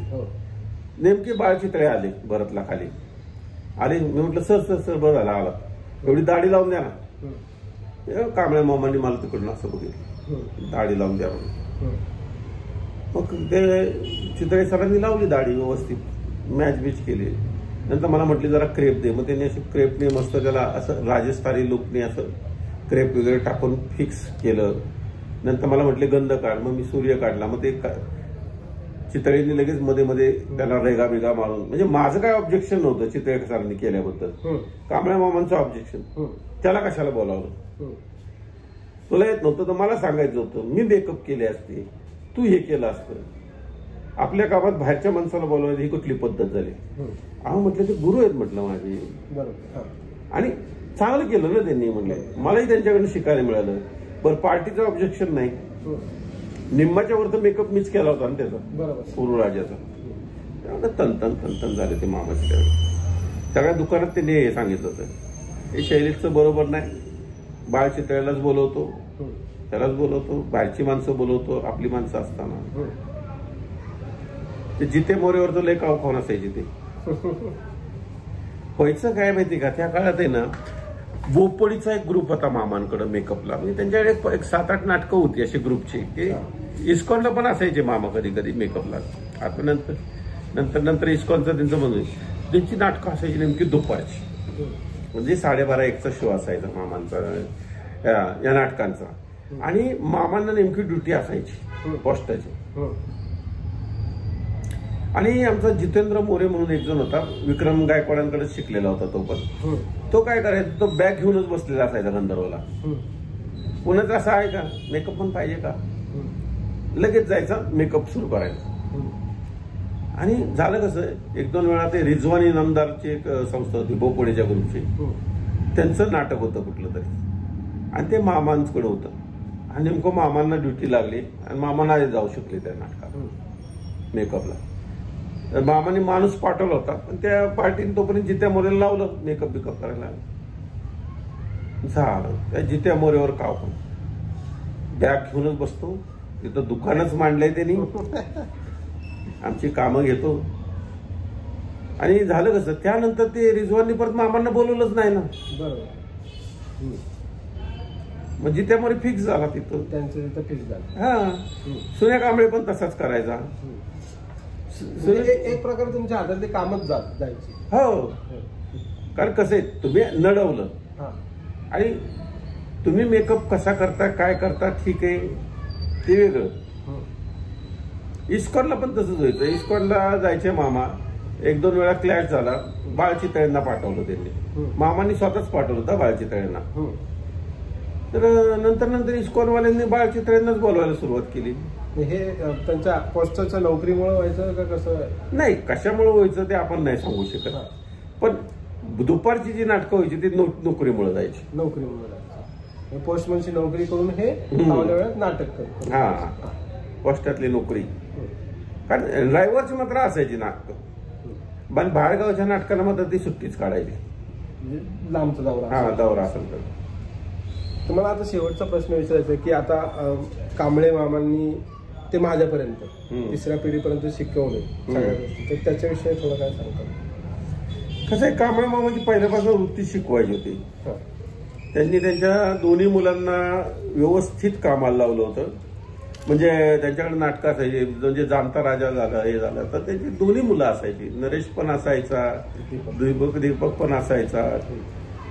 परत बऱ्याच वेळा त्यांची मुलं म्हणजे अगदी याची नाटकं होती, कमर्शियल नाटकं, बऱ्याच वेळा नरेश मला दिसायचं तिथे मेकअप करताना. ऐतिहासिक नाटक. हा, ऐतिहासिक असे साधी ह्याला पण असायचं, साध्या नाटकांना पण होते, दोघं पण असायचे. आणि नंतर मग झालं कसं, बऱ्याच वेळा मामांच्या जागी नरेश जायचा मेकअपला.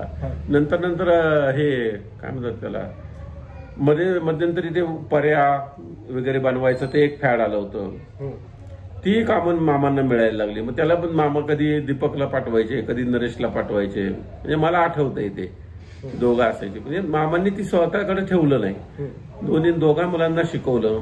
म्हणजे धोत्र नेसवणं शिकवलं, फेटा बांधणं शिकवलं, आणि तो वारसा पुढे चालू ठेवला. म्हणजे जेवढं आम्हाला शिकवलं तेवढं घरच्यांना पण शिकवलं की बाबा पुढे तुम्ही पोट भराल याच्यावर.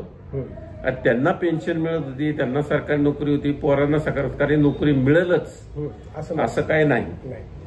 त्यामुळे त्यांनी ती कला जी आहे ती आपली पोरांना दिली. बाबा माझ्या नशिबाने मी खाल्लं, तुमच्या नशिबाने तुम्ही खा, कुठंतरी चालू ठेवा, जागा. म्हणजे थोडक्यात असं दुसऱ्यावर डिपेंड राहू नका. आज त्यांनी पण मला शिकवलंय खूप, नाही का, की 2011 सालापासून मी त्यांच्या बरोबर जात होतो जाणता राजा नाटकामध्ये काम करायला. तर वेगवेगळ्या प्रकारचे फेटे कसे बांधायचे, पगड्यांची नावं कसे असतात, म्हणजे नाही का, वेगवेगळी पगडी कोणा, म्हणजे मुसलमान सरदार, सैनिक, असा सगळा हा फरक त्यांनी समजून सांगितलं. आज तगात मी ते काम करतोय. आणि आता मी शैलेश यादव सरांकडे सुद्धा पगड्या शिकायला येतोय. आणि मी आजोबांच्या जीवनावर एक पुस्तक लिहितोय. तर म्हणजे पूर्ण 3 पिढ्यांचा इतिहास तो लिहितोय मी. तर त्यासाठी हा तुमचा इंटरव्ह्यू घेतला, त्यासाठी धन्यवाद सर. एक अत्यंत म्हणजे चांगल्या प्रकाराने त्यांनी सांगितलं की त्यांच्या जुन्या गप्पा शेअर केल्या सरांनी. आणि तुम्ही असंच पुढे कामं करत राहू ही सदिच्छा. आणि आम्हाला पण शिकवा आणि अजून दुसऱ्यांना पण तयार करा. तर मला असं सांगायचं आहे की मी आजोबांच्या जीवनावर पुस्तक लिहितोय. तर 2 पुस्तकं लिहितोय मी की त्यांचा पोस्टमनचा जो प्रवास आहे, ती नोकरी कशी लागली आणि पोस्टमनचं काम करता करता ते रंगभूमीत कसे आले, त्याच्यावर एक पुस्तक आहे. आणि आजोबांनी जी शिकवलेली 3ऱ्या पिढीपर्यंत मला, तर ते दुसरं पुस्तक आहे. तर त्याच्याविषयी थोडंसं जरा तुम्ही सांगता. म्हणजे नाही, आता कांबळे मामांवर पुस्तक लिहायचं म्हटलं तर ते खूप मोठं पुस्तक होईल, कारण कांबळे मामांचे भरपूर एक्सपिरियन्स आहेत लोकांना. मग त्या माणसाने अगदी काय म्हणतात त्याला, पथनाट्यापासून सुरुवात केली, बालनाट्य पण केली, नकलाही केल्यात, परत मला वाटतं मेकअपही केले, गाणी म्हटलीत त्यांनी, मोठमोठ्या कलाकारांबरोबर मोठमोठ्या कलाकारांना काय म्हणतात त्याला पगड्या बांधल्या, आपलं फेटे बांधले, मेकअप केलेत. ऑलराऊंडर माणूस होते ते नाट्य क्षेत्रात. म्हणजे पडदे बांधण्यापासून सगळी कामं ते करत होते. आणि अडचणीला कुठलाही रोल करताही अचानक उभे राहायचे ते. पाठांतरही बरं होतं, म्हणजे चांगलंच होतं म्हणायला हरकत नाही. कारण हमीदाबाईची कोठी झालं, हे झालं, असे अचानक कुठेतरी मध्ये असं कुणी अडलं तर एखादी एंट्री घ्यायची, किंवा एखादं समजा त्यांचा ड्रेस तो ठरलेला असायचा, 3 बटनी शर्ट आणि पायजमा, आणि तशा प्रकारचं जर एखादं कॅरेक्टर असेल तर आता समजा एखाद्या माणसाचा मेकअप चालू आहे, खाली स्टेज सांभाळायचं असेल, विच्छा माझी पुरी करायला पण होते ना. तर विच्छा माझी पुरी करायला व्हायचं काय, कधी कधी हल्याच्या मेकअपला वेळ लागायचा. हल्याचा मेकअप म्हणजे ते कोतवालाचा मेकअप. मग अशा वेळी काय व्हायचं, मध्येच एखादी एंट्री टाकायची आणि मग तिथल्या तिथं मग ते दादा पासलकर ते मस्त ऍडजस्टमेंट करायचे त्यावेळी. म्हणजे मला आठवते जनरली पी डमडेरे करायचे हल्याचा रोल, आणि दादा पासलकर पण असायचे, कधी दादा पासलकर हल्याचा रोल करायचे. मग अशा वेळी कधी कधी हवालदाराबरोबर टाइमपास करायचा, म्हणजे विजय कदम करायचे त्यावेळी हवालदार, त्याच्याबरोबर टाइमपास करायसाठी ती एखादी एंट्री मारायची, मध्येच काहीतरी करायचं. अशा बरेच एंट्री ते मारायचे त्यावेळी. गाढवाच्या लग्नाला नव्हते मला, नाही गाढवाच्या लग्नाला नाही, म्हणजे विच्छा मला आमची होते. गाढवाच्या लग्नाला होते आजोबा काम करायला. म्हणजे मी नव्हतो, माझ्याबरोबर होते. विच्छा वेळी, विच्छाच्या वेळी होते. म्हणजे विच्छा यायचं आपल्या नरेंद्र डोंगरेचं, रजनी चव्हाण असायची आमच्या बरोबर त्यावेळी, नरेंद्र डोंगरेची बायको. विजय कदम, सतीश तारे होता. सतीश तारे बरोबर कधी कधी टाइमपास करायचे ते. हे दोघं आत गेले, त्यांचे जुने मित्र होते सतीश तारे. म्हणजे स्टेजवर टाइमपासला एंट्री असायची कधी कधी, ते पण म्हणजे हजर जबाबदारी होते. बाकी मेकअप मध्ये तर बापच होते. म्हणजे नवीन पोरांना माहित पण नसेल अशा मटेरियलमध्ये त्यांनी मेकअप केलेले आहेत. रंगछटा कशा तयार करायच्या हे त्यांना माहिती होतं. आता जे पुस्तक लिहित आहे तर ते कसं म्हणजे का, त्याला अनोखा रंगकर्मी असं एक नाव देता येईल, किंवा रंगकर्मी मधला आवलिया असंही नाव त्या पुस्तकाला देता येईल, कारण ते एक आवलियाच होते. रंगकर्मी प्लस आवलिया असे दोन्ही हे होते, म्हणजे दोन्ही पात्र ते सांभाळत होते आयुष्यभर. आणि त्या पुस्तकाकरता शुभेच्छा. एका आवलियाविषयी पुस्तक लिहिताय, त्यात थोडंफार तिन्ही पिढ्यांचा उल्लेख करताय, चांगली गोष्ट आहे. आम्हालाही त्याच्या जुन्या आठवणी जागृत होतील ते पुस्तक वाचताना. त्यांच्या तुमचे आशीर्वाद आहेत. आणि मी आजोबांचे जेवढे मित्र आहेत, म्हणजे आता शैलेश सर झाले आणि अजून बाकीचे जे मित्र आहेत, त्यांचे सुद्धा मी जाऊन इंटरव्ह्यू घेणार आहे. आणि त्यांचे सुद्धा पुस्तकात त्यांच्या सुद्धा गोष्टी त्या मांडणार आहेत. त्यांचे गमतीशीर किस्से, ह्या सगळ्या गोष्टी ते मी मांडणार आहे. सर, तुम्ही इतका वेळ दिला, आपण कमीत कमी 1.5-2 तास झाले आपण बोलतोय, त्यासाठी धन्यवाद. मी शेवटचे 2 शब्द बोलून हे आपण रेकॉर्डिंग संपवू. धन्यवाद.